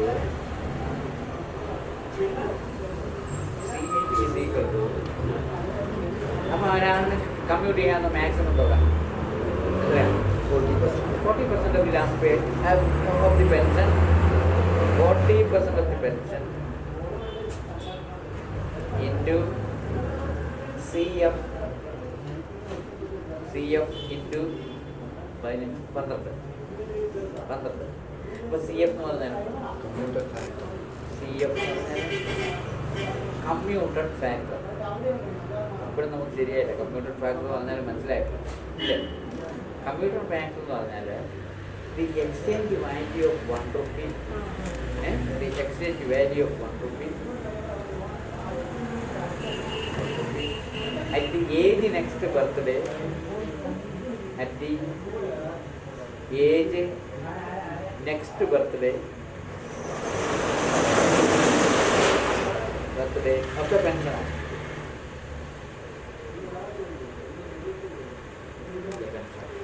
അല്ല, അപ്പം ഒരാൾക്ക് സർക്കാരിലേക്ക് സറണ്ടർ ചെയ്യുന്ന പൈസയുടെ കണക്കാക്കുന്നതിൻ്റെ വാല്യൂ കണക്കാക്കുന്നത് അയാൾക്ക് 55 വയസ്സിൽ റിട്ടയർ ചെയ്യുന്ന ഒരാളിന് ഏജ് നെക്സ്റ്റ് ബർത്ത്ഡേ എന്ന് പറഞ്ഞാൽ 56 1 രൂപയ്ക്ക് സർക്കാർ കൊടുക്കുന്ന വാല്യൂ ആണ് ഇതെന്ന് പറയുന്നത് CF. 55-ാമത്തെ വയസ്സിൽ റിട്ടയർ ചെയ്യുന്ന ആളെ 56-ൽ പോയി. അപ്പോൾ 56-ൽ ഒരാൾ റിട്ടയർ ചെയ്യുന്നുണ്ടെങ്കിൽ 57 അങ്ങനെ ഓരോ വർഷം മുൻകൂട്ടിയാണ് നമ്മൾ മുന്നോട്ട് ഇതായിട്ടാണ് കണക്കാക്കുന്നത്. പക്ഷെ നമുക്ക് എപ്പോഴും 55 തന്നെയല്ലേ? നമുക്ക് 55. അപ്പോൾ 60 ഇനിയിപ്പോൾ പറഞ്ഞാൽ നമുക്ക് ഒരു വർഷം കൂട്ടുകയാണെങ്കിലും സർക്കാർ ഇപ്പോൾ 57ആയി, അല്ല 56ആയി, അപ്പോൾ 57 അപ്പോൾ അങ്ങോട്ട് ഇങ്ങനെ കണക്കാക്കി. അപ്പം എൻ്റെ വാല്യൂ CF എന്ന് പറയുന്നത് മനസ്സിലായി. അപ്പോൾ ഇനി നമുക്ക് എന്ത് ചെയ്യാം, മാക്സിമം പെൻഷൻ കമ്പ്യൂട്ട് ചെയ്യാവുന്നത് 40%. അപ്പം അതിൽ 40% എടുക്കുമ്പോൾ എക്സ്ക്ലൂഡിങ് ഫ്രാക്ഷനാണ്. 40% എടുക്കുകയാണെന്നുണ്ടെങ്കിൽ അതിനകത്ത് ഡെസിമലൊക്കെ വരികയാണെങ്കിൽ അതിനെല്ലാം ഒഴിവാക്കി കളയും. റൗണ്ട് ചെയ്യുമ്പോൾ അത് വർക്കൗട്ട് ചെയ്തതിന് ശേഷം റൗണ്ട് ചെയ്യുന്നതെന്ന് പറഞ്ഞാൽ ആദ്യം തന്നെ നമ്മൾ 1/3 എടുത്ത് അല്ലെങ്കിൽ 40% എടുക്കുമ്പോൾ നമ്മളെ ചില്ലറ പൈസയും ഒഴിവാക്കി. അപ്പോൾ അവിടെ തന്നെ ഒരു റൗണ്ടിങ് ആണ് അല്ലേ? അപ്പോൾ അത് കഴിഞ്ഞതിന് ശേഷം അതിൻ്റെ വാല്യൂ കണ്ടെത്തിയാലും നമ്മൾ എന്ത് കൊടുക്കണം, റൗണ്ട് ചെയ്യണം. അതായത് ഇപ്പോൾ നമുക്കിപ്പോൾ ഈ സംഖ്യ നമ്മൾ എടുക്കാം. ഇത് അയാൾക്കിപ്പോൾ നമ്മുടെ പെൻഷന് ഈ കണക്കിൽ എത്രയാണ് 12,000 സംതിങ് അല്ലേ? 12,750 ഇല്ലേ? 730. അതിന്റെ ഇയാൾ അത്ര 40% ഇയാൾക്ക് കൊടുക്കാം. പക്ഷെ 1/3 എടുത്തിട്ടുള്ളൂ. അയാൾ തന്നെ ക്വസ്റ്റ്യൻ തന്നിരിക്കുന്നില്ലേ, വലിയ അക്ഷരത്തിൽ എഴുതിയിരിക്കുന്നില്ലേ ഡോക്ടറെ? ഞാൻ ഓർക്കുന്നുണ്ട് അങ്ങനെ ഒരു സംഭവം. The value of pension for commuting 1/3 of pension and reduced monthly pension after commutation ആണ്. 1/3 എന്ന് എഴുതി, 1/3 എഴുതാത്തോണ്ടാ. എന്താ പ്രശ്നം? ഉണ്ട്, അതാണ് പരമാവധി കൺഫ്യൂഷൻ ഉണ്ടാക്കുക. കമ്മ്യൂട്ടിംഗ് 1/3 ഓഫ് വായിക്കാൻ കിട്ടില്ല. ഡോക്ടർ വിചാരിച്ച് 1/3 എന്ന് എഴുതി 1/3 എന്ന് എഴുതിയിട്ടുണ്ടാവും. അങ്ങനെ കാണുന്നില്ല. അപ്പൊ 1/3 എടുക്കുമ്പോ എത്ര വരും? 3 കൊണ്ട് കഴിച്ചു. ഒന്നും കൂടി എന്താ റെഡ്യൂസ്ഡ് മന്ത്ലി പെൻഷൻ? അത് നമുക്ക് കാണാം. റെഡ്യൂസ്ഡ് പെൻഷൻ എന്ന് പറഞ്ഞു കഴിഞ്ഞാൽ കമ്പ്യൂട്ടറിന് കഴിച്ചുള്ള സംഖ്യ.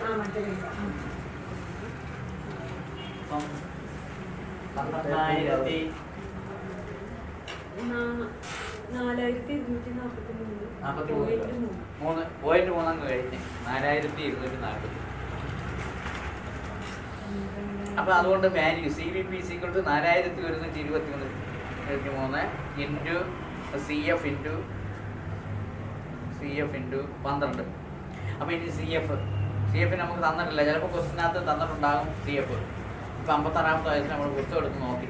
കേരള പിന്നെ സർവീസ് ചട്ടം പാർട്ട് 3-ലെ പാർട്ട് 2-ലെ പിന്നെ അതിൻ്റെ കമ്മ്യൂട്ടേഷൻ ടേബിൾ എന്ന് പറയുന്ന എടുത്ത് നോക്കിയപ്പോൾ നാട്ടിൽ 56-ാമത്തെ വയസ്സിലെ ഒരു രൂപയുടെ വാല്യൂ 11.4. ഏതാ?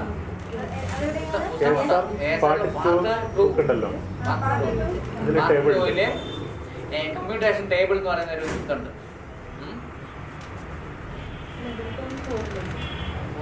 1.42 ഇൻറ്റു 12. അപ്പോൾ അത്രയും സംഖ്യയാണ്. Reduced pension. അപ്പൊ അതിന്റെ വാല്യൂ നമ്മൾ കണക്കൂട്ടി എഴുതി. അപ്പൊ വാല്യൂ വരുമ്പോ എന്തായാലും 11.42 ആകുമ്പോൾ മൾട്ടിപ്ലൈ ചെയ്ത് വരുന്നുണ്ടെങ്കിൽ എന്ത് ആയിരിക്കും? ചില്ലറ പൈസ നയ പൈസ ഉണ്ടാവും. അത് റൗണ്ട് ചെയ്ത് അടുത്തതിലേക്ക്. അപ്പൊ ഇനി അടുത്തത് റെഡ്യൂസ്ഡ് പെൻഷൻ. റെഡ്യൂസ്ഡ് പെൻഷൻ എങ്ങനെയാണ്? പെൻഷൻ മൈനസ്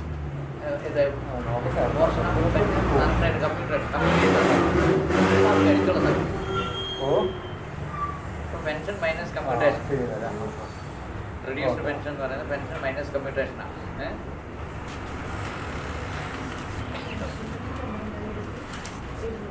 12,400 ഇത്ര എഴുതും. 33 ഏതോ ഒരു 33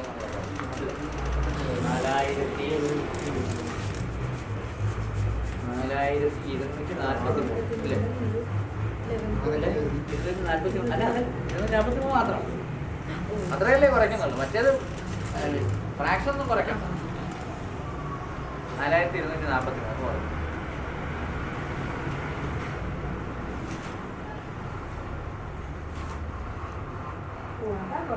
അതാണ് കുറയ്ക്കുന്നത്. അപ്പൊ ഇത് ചെയ്യുന്നതിന് വലിയൊരു പ്രശ്നമൊന്നുമില്ല. ഇങ്ങനെ കോംപ്ലിക്കേഷൻസ് ഇല്ലെങ്കിൽ സുഖമായിട്ട് നമുക്ക് എന്ത് ചെയ്യാം, ചെയ്യാം.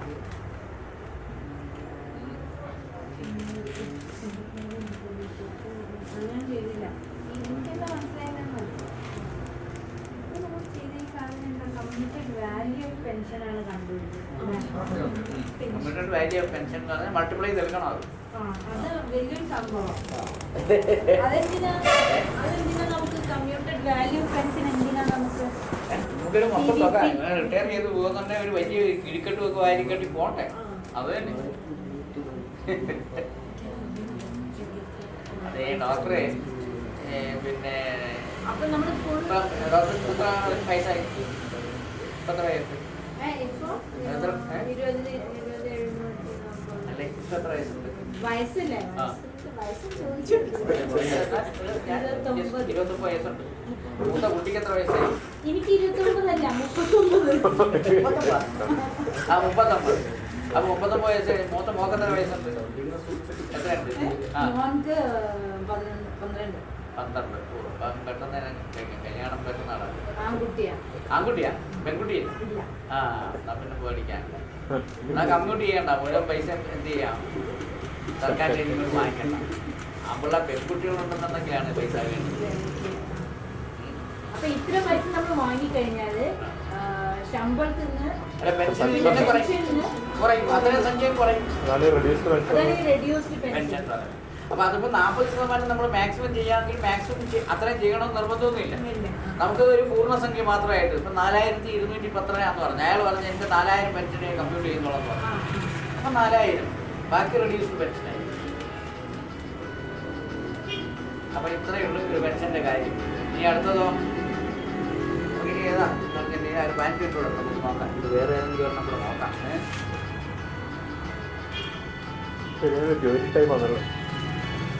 37 റൂളില്ലേ ഫിക്സേഷന്റെ, അത് സബ്സ്റ്റാൻഷിയേറ്റീവ് ടു ഒഫീഷ്യറ്റിന് മാത്രമേ ഉള്ളൂ. അത്രേ അത് ശമ്പള സ്കെയിലൊന്നും നോക്കുന്നില്ല. നോട്ട് എക്സീഡിങ് 550 ആണ് 28.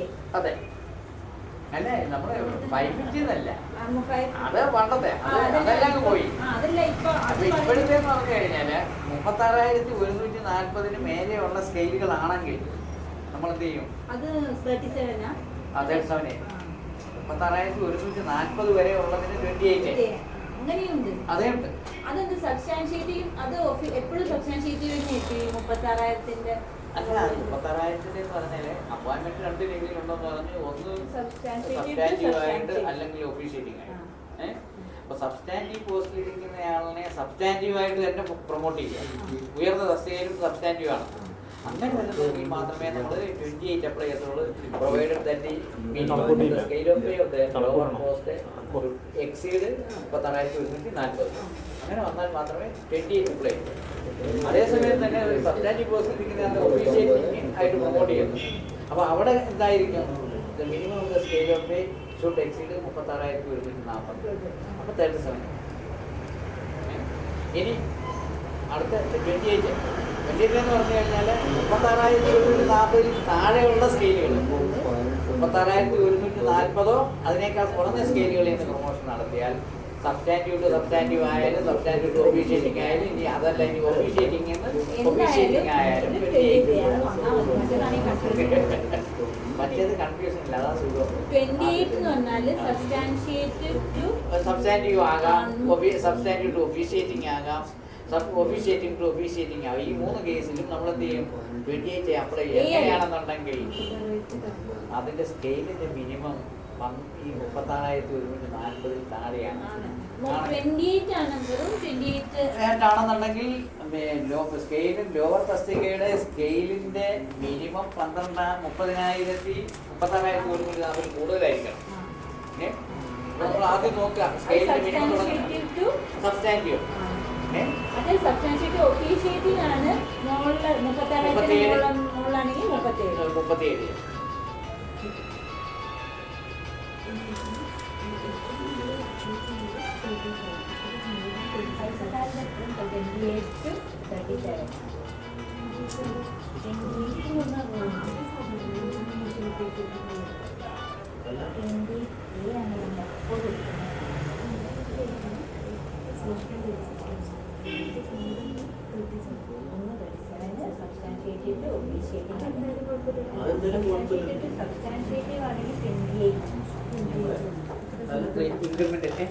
ഇൻക്രിമെൻ്റ് പഠിക്കും. ഇൻക്രിമെൻ്റ് പഠിക്കുന്ന കൂട്ടത്തിൽ പറഞ്ഞ അയാളുടെ ഇൻക്രിമെൻ്റ് 2 മാറി ചെയ്തു. 2 ഇൻക്രിമെൻ്റ് മാറി ചെയ്തു. മാറി with cumulative effect and without cumulative. അപ്പോൾ എന്തായാലും നമ്മളെങ്ങനെയായിരിക്കും ഒരാളുടെ ഇൻക്രിമെൻ്റ് 2 ഇൻക്രിമെൻ്റ് മാറി ചെയ്തു. വിത്ത് കുമുലേറ്റീവ് ഇഫക്റ്റും വിത്തൗട്ട് കുമുലേറ്റീവ്.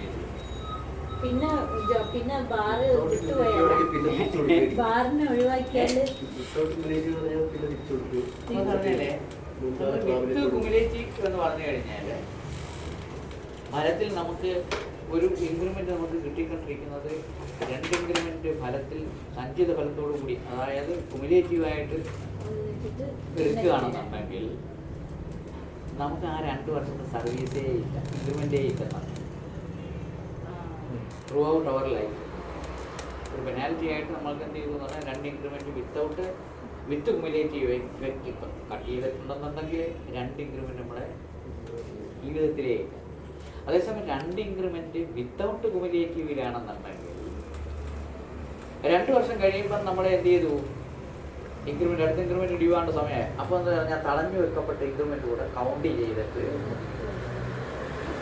നമുക്ക് നോക്കാം. ഡോക്ടറുടെ ശമ്പളം 2 ഇൻക്രിമെന്റ് കട്ട് ചെയ്തിരിക്കട്ടെ. 20 സാനിറ്റൈസർ പിന്നെ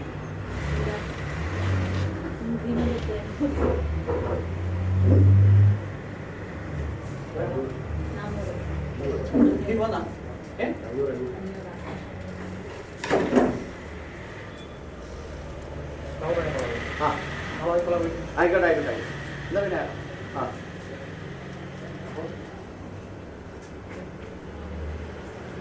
ഡോക്ടറുടെ ഇൻക്രിമെന്റ് എത്ര സ്കെയില്? 20,740. 40 പിന്നെ എത്രയാണെന്ന് പറഞ്ഞാൽ 500. 500 പിന്നെ 21 240 പിന്നെ 560 24,040 എന്ന് പറയുന്ന സ്കെയിലാണ് തിരിക്കണം. ഇത്രയേ ഉള്ളൂ സ്കെയിൽ പുറത്ത്. അപ്പോൾ ഡോക്ടർക്ക് ഇപ്പോൾ കിട്ടിക്കൊണ്ടിരിക്കുന്ന ഇൻക്രിമെന്റ് സാധാരണഗതിയിൽ 1/7/2009 എത്ര കിട്ടിയത്? 21,240 കിട്ടിയത്. 21,240 കിട്ടിക്കൊണ്ടിരുന്നു. അപ്പോൾ ഡോക്ടറുടെ ഇൻക്രിമെന്റ് 2 വിത്ത് കുമുലേറ്റീവ് ഇഫക്റ്റ് എന്ത് ചെയ്തു? തടയാൻ മാറി ചെയ്തു. കാരണം എന്തെങ്കിലും അവിടെ മരുന്ന് നിങ്ങൾ അവിടെ തട്ടി പൊട്ടിച്ച് കളഞ്ഞു. അപ്പോൾ അവിടെ നാട്ടുകാരെല്ലാം പറഞ്ഞ് ഈ ഡോക്ടറുടെ സ്ഥിരം പരിപാടിയാണ് മരുന്ന് രോഗിക്ക് കൊടുക്കേണ്ട മരുന്നെല്ലാം കൂടെ പൊട്ടിച്ച് കളയുക. സസ്പെൻഡ് ചെയ്തു. അപ്പോൾ സസ്പെൻഡ് ചെയ്തില്ല. അപ്പോൾ അന്വേഷണമൊക്കെ നടത്തിയപ്പോൾ അത് കൈ തട്ടി വീണ് പോയതാണ്. എന്നാലും എന്ത് ചെയ്തു എന്ന് പറഞ്ഞു കഴിഞ്ഞാൽ നിരുത്തരപരമായിട്ട് നിങ്ങൾ പെരുമാറിയേണ്ട വേദനത്തിൽ എന്ത് ചെയ്തു? സർക്കാരിന് ലോസ് ഉണ്ടായി. മരുന്ന് രോഗിക്കും കിട്ടിയില്ല. രോഗി പടഞ്ഞു മരിച്ചു.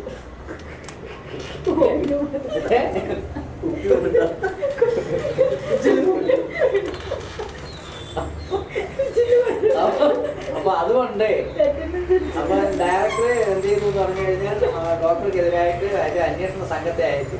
എന്നിട്ടും എല്ലാം അവിടുന്ന് ഒരു മടയിക്ക് പോയി വന്നു അന്വേഷിച്ച് നോക്കുമ്പോൾ സംഗതി ശരിയാണ്. ഒരു മുപ്പി പൊട്ടിച്ച് അന്ന് രോഗിക്ക് മരുന്ന് കൊടുത്തു. അപ്പൊ അത് നിങ്ങൾ മനഃപൂർവ്വം ചെയ്തതാണെന്ന് കണ്ടെത്തി. അപ്പൊ അതുകൊണ്ട് മേലിൽ ഇത് ആവർത്തിക്കാതിരിക്കാൻ നിങ്ങളുടെ ഫ്യൂച്ചർ 2 ഇൻക്രിമെന്റ് എന്ത് ചെയ്യുമെന്നാണ് വാർഡ് വിത്ത് കുമുലേറ്റീവ്. വാർഡ് വിത്ത് കുമുലേറ്റീവ്. അപ്പൊ 1/7 അപ്പൊ വാർഡ് വിത്ത് കുമുലേറ്റീവ് ഒക്കെ വിത്ത് കുമുലേറ്റീവ് ഡിഫക്റ്റ് എന്ന് പറഞ്ഞു. അപ്പൊ 1/7/2009 കഴിഞ്ഞ് 2010 ഡോക്ടർക്ക് എന്തില്ല, ഇൻക്രിമെന്റ് ഇല്ല.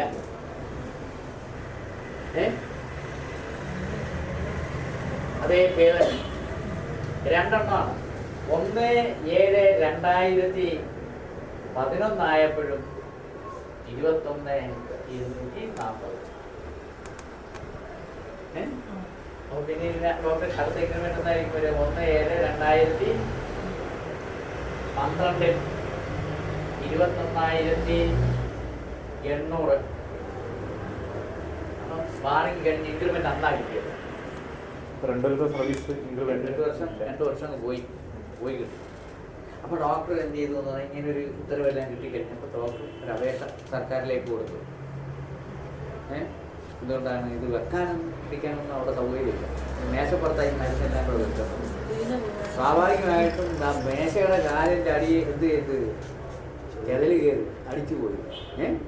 അപ്പോൾ ചെതൽ നമ്മൾ സാധാരണഗതിയിൽ എടുത്തുകൊണ്ട് നോർമൽ ഡ്യൂട്ടി അനുസരണമായിട്ട് ഇത് എടുത്തോണ്ടിരിക്കുമ്പോൾ എന്ത് ചെയ്തതാണ്, കാല് പൊടിഞ്ഞ് തറയിൽ വീണ് പോയി. അപ്പോൾ നമ്മുടെ കയ്യിൽ നിന്ന് പറ്റിയതല്ല. പക്ഷെ എന്ത് ചെയ്തെന്ന് പറഞ്ഞു കഴിഞ്ഞാൽ അന്വേഷണ ഉദ്യോഗസ്ഥന്മാർ നമ്മൾ പറഞ്ഞ ആ ഒരു മുഖവിലേക്ക് എടുത്തിട്ടില്ല. അക്കാരണത്താൽ എനിക്ക് ചെയ്തുണ്ടായി, നഷ്ടമുണ്ടായി. അതുകൊണ്ട് ഗവൺമെൻറ് എന്ത് ചെയ്യണമെന്ന് പറഞ്ഞു എന്നെ ഇതിൽ നിന്ന് ഒഴിവാക്കണം, പണിഷ്മെൻറ്റിന് ഒഴിവാക്കണമെന്ന് പറഞ്ഞ് നമ്മൾ അപേക്ഷ ചെയ്തത്. അപ്പോൾ ഡയറക്ടറൊക്കെ നോക്കിയപ്പോൾ അയാളുടെ ഇപ്പം ഇത് നമ്മൾ ത്രൂ പ്രോപ്പർ ചാനലിലാണ് പോകുന്നത്. അപ്പം നമ്മൾ ഡയറക്ടർ പറഞ്ഞ് അവർ വന്ന അന്വേഷണ ഉദ്യോഗസ്ഥന്മാർ ഇതൊന്നും നോക്കിയില്ലെന്നല്ലേ പറഞ്ഞു.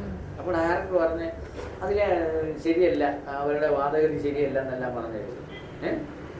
അപ്പോൾ എന്നാലും ഈ 2 വർഷം 2 ഇൻക്രിമെൻറ്റ് ബാർ ചെയ്തത് ശരിയായി പോയില്ല. അപ്പോൾ അതെന്താക്കി, വിത്ത് കുമുലേറ്റീവ് എന്നുള്ളത് വിത്ത് ഔട്ടാക്കി തന്നു ഡോക്ടർക്ക്. അപ്പോൾ ഇനി അതങ്ങനെ ഒരു നോക്കാം. വിത്തൗട്ടായിട്ട് മാറി. അപ്പോൾ എന്ത് ചെയ്തു, ഇനി അടുത്തത് വിത്തൗട്ട് കുമുലേറ്റീവ് ഇഫക്റ്റ്.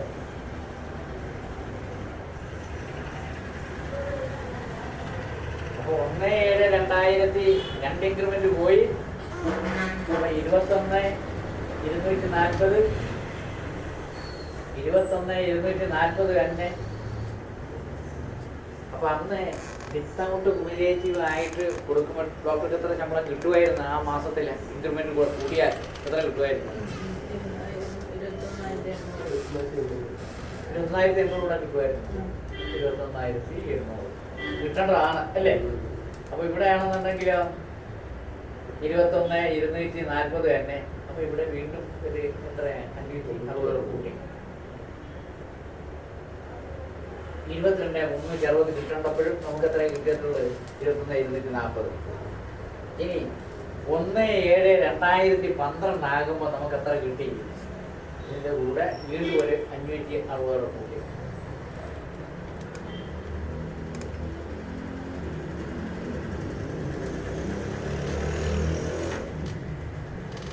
ഇരുപത്തിരണ്ട് 22,900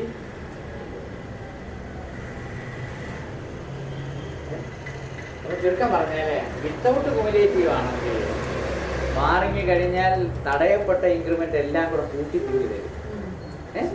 നഷ്ടം തന്നെയാണ്. അപ്പൊ നമുക്ക് മോണിറ്ററി ലോസ് മാത്രം. മറ്റേത് നമുക്ക് എന്ത് ചെയ്തു എന്ന് പറഞ്ഞാല് 2 വർഷം തന്നെ നമ്മുടെ സർവീസ് ചെയ്ത് വലിച്ചെടുത്തോണ്ട് പോയി. മറ്റാണെന്നുണ്ടെങ്കിലോ ഇവിടെ നമുക്ക് കിട്ടുന്ന സാമ്പത്തിക നേട്ടം മാത്രമേ നഷ്ടപ്പെട്ടിട്ടുള്ളൂ.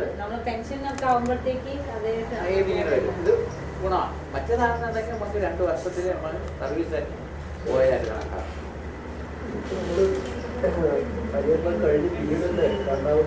കൊടുക്കുന്നത് അപ്പൊ അത് നമ്മൾ പണിഷ് ചെയ്തിട്ടുണ്ടാവും. അല്ല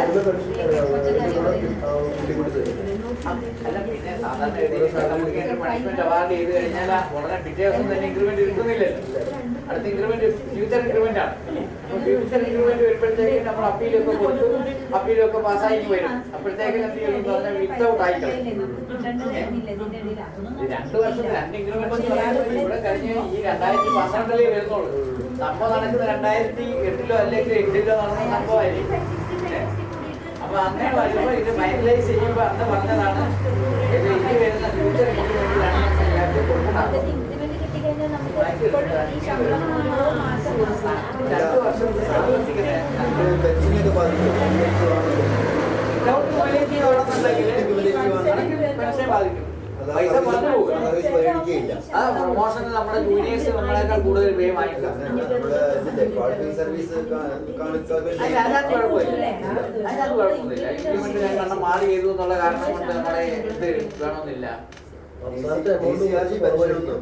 അതിനകത്ത് എമൗണ്ട് കുറയും. കുറയുമെന്ന് പറഞ്ഞാൽ എന്താന്ന് പറഞ്ഞാൽ പേ കുറഞ്ഞു പോയല്ലോ. 21,800 കിട്ടുമ്പോൾ 22,920 കിട്ടേണ്ട സ്ഥാനത്ത് നമുക്ക് എത്രയാണ് തന്നിട്ടുള്ളത്? 21,800 തന്നെ. അപ്പൊ അതിൻ്റെതായ കുറവ് നമുക്കുണ്ടായിരുന്നു. സർവീസ് കുറഞ്ഞവർക്ക് ചിലപ്പോൾ നമ്മളെക്കാളും കൂടുതൽ നമ്മളെക്കാൾ നമ്മുടെ ജൂനിയർ നമ്മളെക്കാൾ കൂടുതൽ കിട്ടും, ശമ്പളം കിട്ടിയിട്ടുണ്ടാകും. അപ്പൊ അയാളെ തന്നെ ഇതിനിടയിൽ അയാളെ പ്രൊമോട്ട് ചെയ്ത് പോയിട്ടുണ്ടെന്നെങ്കിൽ അയാളുടെ ശമ്പളം കുറവായിരിക്കും. അങ്ങനെയുണ്ട്. അപ്പൊ അതിനകത്ത് വ്യത്യാസം കൊടുത്തി കൊടുക്കാൻ ഏതെങ്കിലും കാരണവശാൽ അയാളുടെ ഇൻക്രിമെന്റ് തടയപ്പെടുകയാണെന്നുണ്ടെങ്കിൽ ഈ പറഞ്ഞ ആനുകൂല്യം ജൂനിയേഴ്സ് കൂടുതൽ വാങ്ങിച്ചാലും നമുക്ക് ചോദ്യം ചെയ്യാൻ കഴിയത്തില്ല. അതേസമയം ഒരേ പേയിൽ ഇരിക്കുന്ന ആളിന് ഏതെങ്കിലും കാരണവശാൽ കൂടുതൽ കൊടുത്തു പോകുകയാണെന്നുണ്ടെങ്കിൽ നമുക്ക് എന്ത് ചെയ്യാം, പറയാം എൻ്റെ ജൂനിയർ അതിനേക്കാൾ കൂടുതൽ വാങ്ങിച്ച് എനിക്കും അത് അത്രയും തന്നെ കിട്ടണമെന്ന് പറയാം. പ്രൊബേഷൻ 2 കൊല്ലം കൊണ്ട് പാസ്സായില്ലെങ്കിൽ എന്താ? അത് നമുക്ക് നോക്കാം. ഈ പ്രൊബേഷൻ ഡിക്ലെയർ ചെയ്യാതെ വന്നാൽ that is also treated as increment barred without cumulative. ആണോ? അല്ലേ? ഇൻക്രിമെന്റ് പ്രൊബേഷൻ സമയത്ത് മാസമായിട്ടില്ലെങ്കിൽ increment barred without cumulative effect. Doctor തന്നെ കുറെ നാളായോ? ഞാനോ? 11/3/2010. 11/3/2010 അല്ലേ? 11. 11/3/2010 എന്നുള്ള ഞങ്ങൾ 2007 ആക്കുകയാണ്. നമുക്ക് നോക്കാം. 2007 അത് 2008 ആക്കാം. 2007 അപ്പൊ നമുക്ക് എത്ര കിട്ടി? 20,740 ഇല്ലേ? ടീച്ചർക്ക് ഡോക്ടർ 1/3/2009 ആയപ്പോഴോ ഒരു ഇൻക്രിമെന്റ് എന്തായാലും കിട്ടും. അപ്പൊ 500 രൂപ കൂടും. 21,740 കിട്ടി. 1/3/2010 ആയപ്പോൾ എന്ത് ചെയ്തില്ല? പ്രൊഫഷൻ ഡിക്ലെയർ ചെയ്തില്ല. അപ്പോൾ 21,740. 2011 നമുക്ക് പ്രൊഫഷൻ ഡിക്ലെയർ ചെയ്തത് ടെസ്റ്റ് പാസ്സായില്ലെന്ന് ഇരിക്കട്ടെ. അപ്പോൾ ഇപ്രാവശ്യം പാസ്സാവും, അത് വേറെ കാര്യം. പക്ഷേ 1/3/2011 യഥാർത്ഥത്തിൽ ടെസ്റ്റ് പാസ്സായിട്ട് നമ്മൾ ടെസ്റ്റ് പാസ്സായിട്ടില്ല ഇല്ലേ? ടെസ്റ്റ് 3-ാം മാസം കഴിഞ്ഞില്ലേ 2011. അപ്പോൾ അതുകൊണ്ട് പാസ്സായില്ല. അപ്പോൾ നമുക്ക് എത്രയും കിട്ടുന്നത്? 21,040. തിരിച്ചുവിടില്ലേ സാറേ? അപ്പൊ ഇനി നോക്കാം. ഇപ്പോൾ നമ്മൾ ടെസ്റ്റ് പാസ്സായി എന്നാ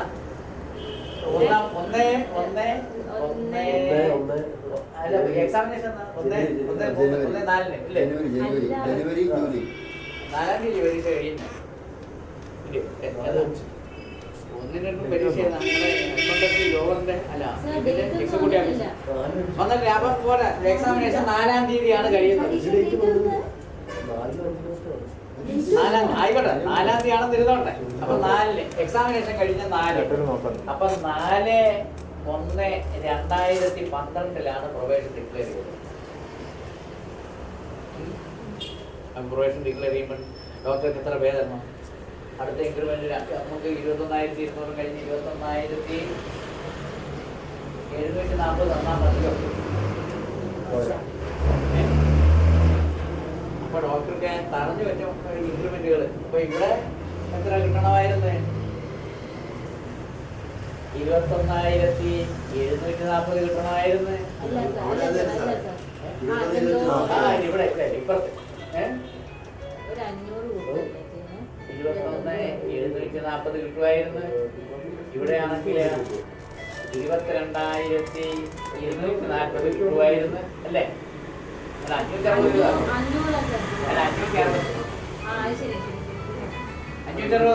560 പിന്നെയോ ഈ റേറ്റിലും 22,240 നമുക്ക് കിട്ടും. അപ്പൊ തന്നിൽ വെച്ചാൽ ഇൻക്രിമെന്റിന്റെ മോണിറ്ററി ലോസ് മാത്രമേ ഉണ്ടാകത്തുള്ളൂ.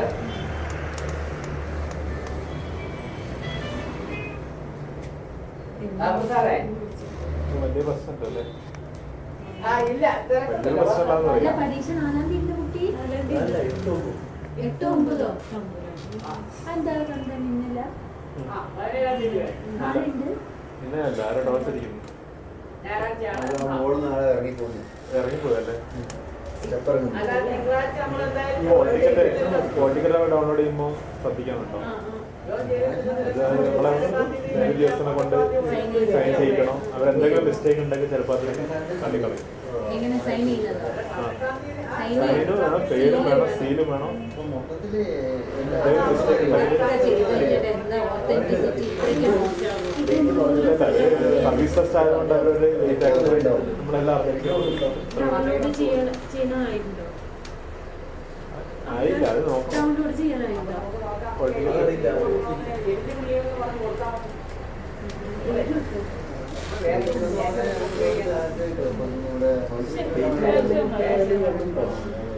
നിങ്ങൾ കമ്പൈൻ സ്റ്റഡി അല്ലേ? നിങ്ങൾ ഒന്നിച്ച് താമസിക്കുന്നു. അപ്പൊ സൗകര്യമാണല്ലോ. കമ്പൈൻ സ്റ്റഡി ആണ്.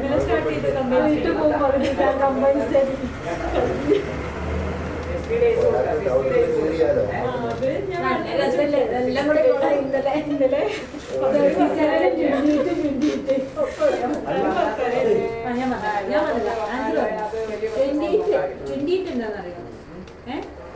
മോർ ദാൻ 36,000 സബ്സ്റ്റാൻഷിയേറ്റീവ് ടു സബ്സ്റ്റാൻഷിയേറ്റീവ് പോവാണെങ്കിൽ അല്ല അത് എന്തായാലും കുഴപ്പമില്ലല്ലോ. ആ റൂള് അതാണ് ഇതേണ്ടത്. കൺഫ്യൂഷൻ ആക്കണ്ടല്ലോ. കാര്യമൊന്നുമില്ല. അതങ്ങനെ പഠിക്കാതെ പഠിക്കാൻ വേണ്ട. ഞാൻ പറഞ്ഞുതരാ, ഈ പെൻഷൻ ശരിയാക്കി പിന്നെ ഒരു ആളും കൂടി ശരിയാക്കി കഴിഞ്ഞാൽ നമ്മൾ പാസ്സായി. പെൻഷൻ ശരിയാക്കി പിന്നെ ഒരു സാറും കൂടെ ശരിയാക്കിയാൽ നമ്മൾ പാസ്സായി. ഞാൻ പഠിക്കാതെ പോയ അയാളുടെ പെൻഷൻ മാത്രം പഠിച്ചു പോയതാണ്. അത് ശരിയാക്കിയില്ല. ഇതിന് മുമ്പ് വാങ്ങിയിട്ട് എന്റെ പൈസ പറയുന്ന ഒന്നും നോക്കാണ്ട് പോയത്. എല്ലാ ടെസ്റ്റും പാസ്സായി. കുറെ ടെസ്റ്റുകളുണ്ട്, എല്ലാം പാസ്സായി. KSR ബുക്ക് കോഴിക്കോട്ടെ TBS അറിയോ? അറിയില്ല. TBS ഓപ്പോസിറ്റ് ലോ ബുക്സ് വിൽക്കുന്ന ഒരു കണ്ടുണ്ട്. നേരെ ഓപ്പോസിറ്റ്. TBS അല്ല, മുതലക്കുളം മൈതാനം.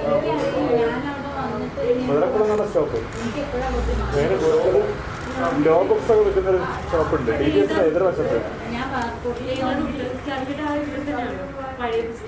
പഴയ ബസ് സ്റ്റാൻഡിലേക്ക് പോകുന്ന വഴിക്ക് പാളയം സ്റ്റാൻഡില്ലേ? പാളയം സ്റ്റാൻഡ് എന്ന് പറഞ്ഞ സ്റ്റോപ്പ് അവിടെയാണ് നിർത്തുക. സിറ്റി ബസ്സുകൾ ദിവസം പാളയം സ്റ്റാൻഡിൽ പോവില്ല. സിറ്റി ബസ് കയറി പാളയം സ്റ്റാൻഡ് എന്ന് പറഞ്ഞ സ്റ്റോപ്പിൽ ഇറങ്ങാം. അതായത് നേരെ എതിർവശത്ത് നോക്കിയാൽ law books book hotel TBS നേരെ ഓപ്പോസിറ്റ്.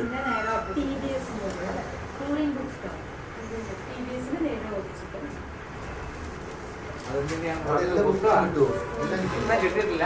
അവിടെ സ്റ്റോക്ക് ഉണ്ടായി കിട്ടും. ചിലപ്പോൾ സ്റ്റോക്ക് ഉണ്ടാവില്ല. അതാണ് ഞാൻ ആദ്യ പ്രാവശ്യം കിട്ടിയില്ല, രണ്ടാം പ്രാവശ്യം കിട്ടി. അല്ല, ഇവിടെ ഗവൺമെന്റ് പ്രസ്സിൽ പോകുന്നവരില്ലേ? മേപ്പാടി പോയാൽ ആരെങ്കിലും കയ്യിൽ ഇരുമക്കൊല്ലി അവിടെ ഇരുമക്കൊല്ലി എന്നൊരു സ്ഥലം കേട്ടോ. മേപ്പാടി ബുക്കുണ്ടെന്ന് അറിയത്തില്ല. മേപ്പാടി ഉണ്ട്. പ്രസ്സിൽ ഗവൺമെന്റ് പ്രസ്സിൽ കഴിഞ്ഞ പ്രാവശ്യം അവിടെ നിന്നല്ലേ വാങ്ങിച്ചു. അപ്പൊ ഇപ്പൊ ഇത് ഡോക്ടറുടെ ഇത് മനസ്സിലായോ എങ്ങനെയാണെന്ന്? അപ്പൊ നമ്മുടെ ഇൻക്രിമെന്റ് വാർഡ് വിത്തൗട്ട് റിലേറ്റീവിന് തുല്യമാണ് പ്രൊബേഷൻ ഡിക്ലെയർ ചെയ്തിട്ടില്ലേ? ഇപ്പൊ നമ്മള് ഒരു 4-5 വർഷം കഴിഞ്ഞാണെന്നുണ്ടെങ്കിൽ നമുക്ക് തടഞ്ഞു വെച്ച ഇൻക്രിമെന്റ് എല്ലാം കൂടെ ഒന്നായിട്ട്, പക്ഷെ അതിനിടയിൽ ഉള്ള മോണിറ്ററി ബെനിഫിറ്റ്സ് അത് സാധാരണഗതിയിൽ നമ്മൾ പ്രൊബേഷൻ പീരീഡ് കഴിഞ്ഞ് കഴിഞ്ഞാൽ എന്ത് ചെയ്യണമെന്ന് പറഞ്ഞു കഴിഞ്ഞാൽ കുറെ കൂടെ അങ്ങോട്ട് 1-2 വർഷം കൂടെ വെയിറ്റ് ചെയ്യും. പിന്നെ ഞങ്ങൾക്ക് ഒരു ഷോക്കാസ് നോട്ടീസ് വരും. എന്തുകൊണ്ടാണ് ഞങ്ങൾ പ്രൊബേഷൻ ഡിക്ലെയർ ചെയ്യാൻ ചോദിക്കും. അപ്പോൾ പറഞ്ഞിങ്ങനെ ഞാൻ ഈ പരീക്ഷയുടെ സമയമാകുമ്പോൾ എനിക്ക് സുഖമില്ലാതെ വരും എല്ലാ വർഷവും. അപ്പൊ അതിനൊരു മത്സരമുണ്ടല്ലോ ഇല്ലേ? പരീക്ഷ പേടിക്കുള്ള ഇല്ലേ? അതിനാക്കാട്ടി ഉണ്ട്.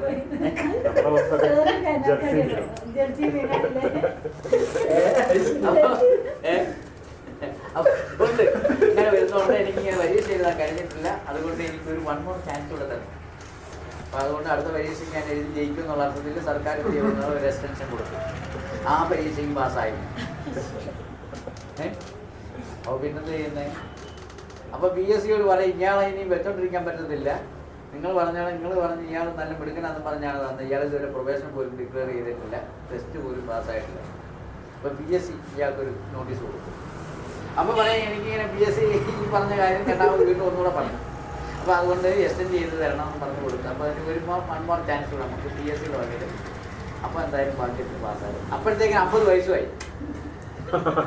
അപ്പോഴത്തേക്കിന് 50 വയസ്സുമായി. പിന്നെ മൂപ്പരെന്ത് വേണ്ട,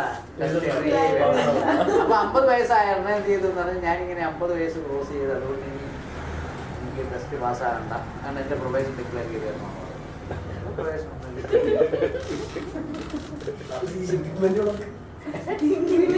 കിട്ടിയില്ല, നമ്മൾ കിട്ടിയ ആദ്യത്തെ പേര് തന്നെ. പിന്നെ ഇതെല്ലാം കൂടെ വെച്ച് കൊടുക്കുമല്ലോ ഇയാള്, എല്ലാ ഇൻക്രിമെന്റും കൂടെ ചേർത്ത് കൊടുക്കുമല്ലോ. അപ്പൊ അത് ഉടനെ തന്നെ 50 വയസ്സ് കഴിഞ്ഞ ഉടനെ പിന്നെ UD ആയിട്ട് പ്രൊമോട്ട് കൊടുക്കുമ്പോൾ ചെയ്യണമെന്ന് പറഞ്ഞ് ഉടനെ കൊടുക്കും, അപേക്ഷ കൊടുക്കും. UD ആയിട്ട് വരുമ്പോൾ ഓട്ടോമാറ്റിക്കായിട്ട് ഇത് കൂട്ടും. തിരിച്ചു കിട്ടില്ലല്ലോ, തടഞ്ഞ ഇൻക്രിമെന്റ് തിരിച്ചു കിട്ടില്ലല്ലോ. അതില്ല, തിരിച്ചു കിട്ടുന്ന അവസ്ഥയില്ല, പോയത് തിരിച്ചു കിട്ടില്ല. പക്ഷെ അവസാനത്തെ നല്ല പൈസ ഉണ്ടാവും. കുറെ കൊല്ലങ്ങള് ഇത് ചെയ്താൽ കിട്ടും അല്ലേ? നമ്മൾ പരീക്ഷ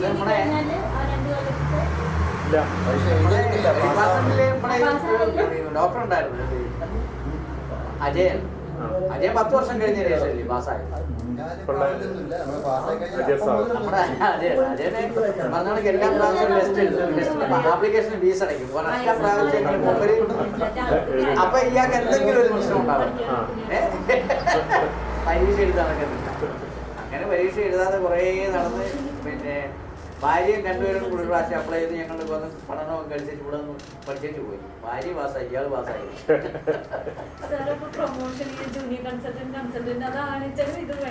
അത് വേണം, ഇത് വേണം, പ്രൊബേഷൻ ഡിക്ലെയർ ചെയ്യണം, എന്നാൽ വലിയ കൺസൾട്ടന്റ് ആക്കി കൊടുക്കത്തുള്ളൂ. അപ്പൊ അത് കഴിഞ്ഞപ്പോഴത്തേക്ക് ടെസ്റ്റും പാസ്സായി, അടുത്ത ഗ്രേഡും എല്ലാം കൂടെ ഒന്നായിട്ടില്ലേ പാസ്സായി.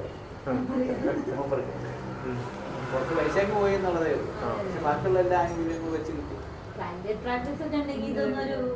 മൂപ്പർക്കുണ്ട്. അയാൾ ഹോമിയോ ഡോക്ടറും പിന്നെ അലോപ്പതി ഡോക്ടറും കൂടെ. നമ്മളെ ഇതാണ് DMOയിലാണല്ലോ ഇപ്പൊ. DMOയിലാണ്. അപ്പൊ നമ്മള് നോഡൽ ഓഫീസർ വന്നായിട്ടും മൂപ്പർക്ക് 2 പ്രാക്ടീസ് ഉണ്ടെന്ന് തോന്നുന്നുണ്ട്. ഹോമിയോ 2 പ്രാക്ടീസ് ചെയ്യുന്നുണ്ട്. കഴിഞ്ഞ ശേഷമാണ് MBBS പോയത്. റോഡ് സൈഡ് കാണാം. എവിടെയായിരുന്നു അവിടെ? കഴിഞ്ഞ വർഷത്തെ അജി മെഡിസിന്റെ പൾസ് പോളിയൊക്കെ ഹോമിയോ BHMS പഠിപ്പിച്ചിട്ടുണ്ടോ? മൂപ്പര് ഇങ്ങോട്ടൊക്കെ പഠിപ്പിച്ചിട്ടുണ്ട്. ശരിയാ, മെഡിക്കൽ കോളേജ് പഠിപ്പിച്ചിട്ടുണ്ടായിരുന്നു. അത് കുറെ മുന്നേ ആയിരിക്കും. അത് കഴിഞ്ഞതിന് ശേഷമാണ് പുള്ളി MBBS ചേർന്നതെന്ന് സംശയം. അല്ലല്ല, MBBS കഴിഞ്ഞതിന് ശേഷമാണ്.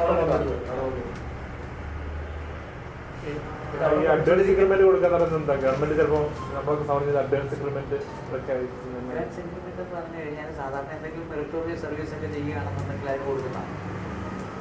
അപ്പോൾ സമരകാലത്ത് നിങ്ങൾ കുറേ പേര് വന്ന് ജോലി ചെയ്യും. അപ്പോൾ അവർക്ക് ഓരോ അഡ്വാൻസ്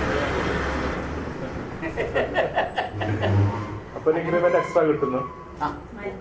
ഒരു ഇൻക്രിമെന്റ് അഡ്വാൻസ് ആയിട്ട് കൊടുക്കും.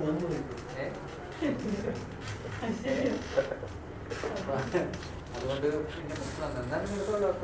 അവിടെ പോകും.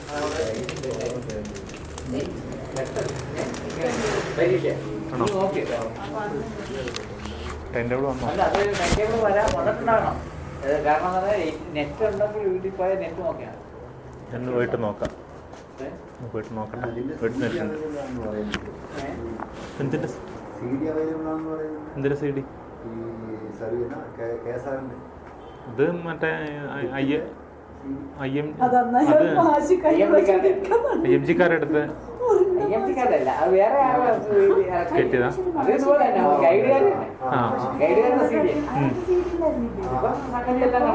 വായിക്കണ്ടെന്നുള്ളത് മറ്റേത് ഇത് നോക്കാൻ കാണാം. നല്ല വേറെ 2 കണക്കാണ്. CD ആയ ഇതായാലും കണക്കാണ്. കഴിഞ്ഞ പ്രാവശ്യം വേറെ ഒരു നിങ്ങൾ കഴിഞ്ഞ പ്രാവശ്യം ഉണ്ടായിരുന്നു. വേറെ ഒരു മാഷുണ്ടായിരുന്നു. ആ മാഷ് മൂപ്പർ എഴുതിയില്ലല്ലോ. പഠനമൊക്കെ നടന്നെങ്കിലും മൂപ്പർ എഴുതിയില്ല. എല്ലാം പാസ്സായത്. എല്ലാം പാസ്സായി. എല്ലാം പാസ്സായി. യോവർ ആയാലും ഒക്കെ പാസ്സായി.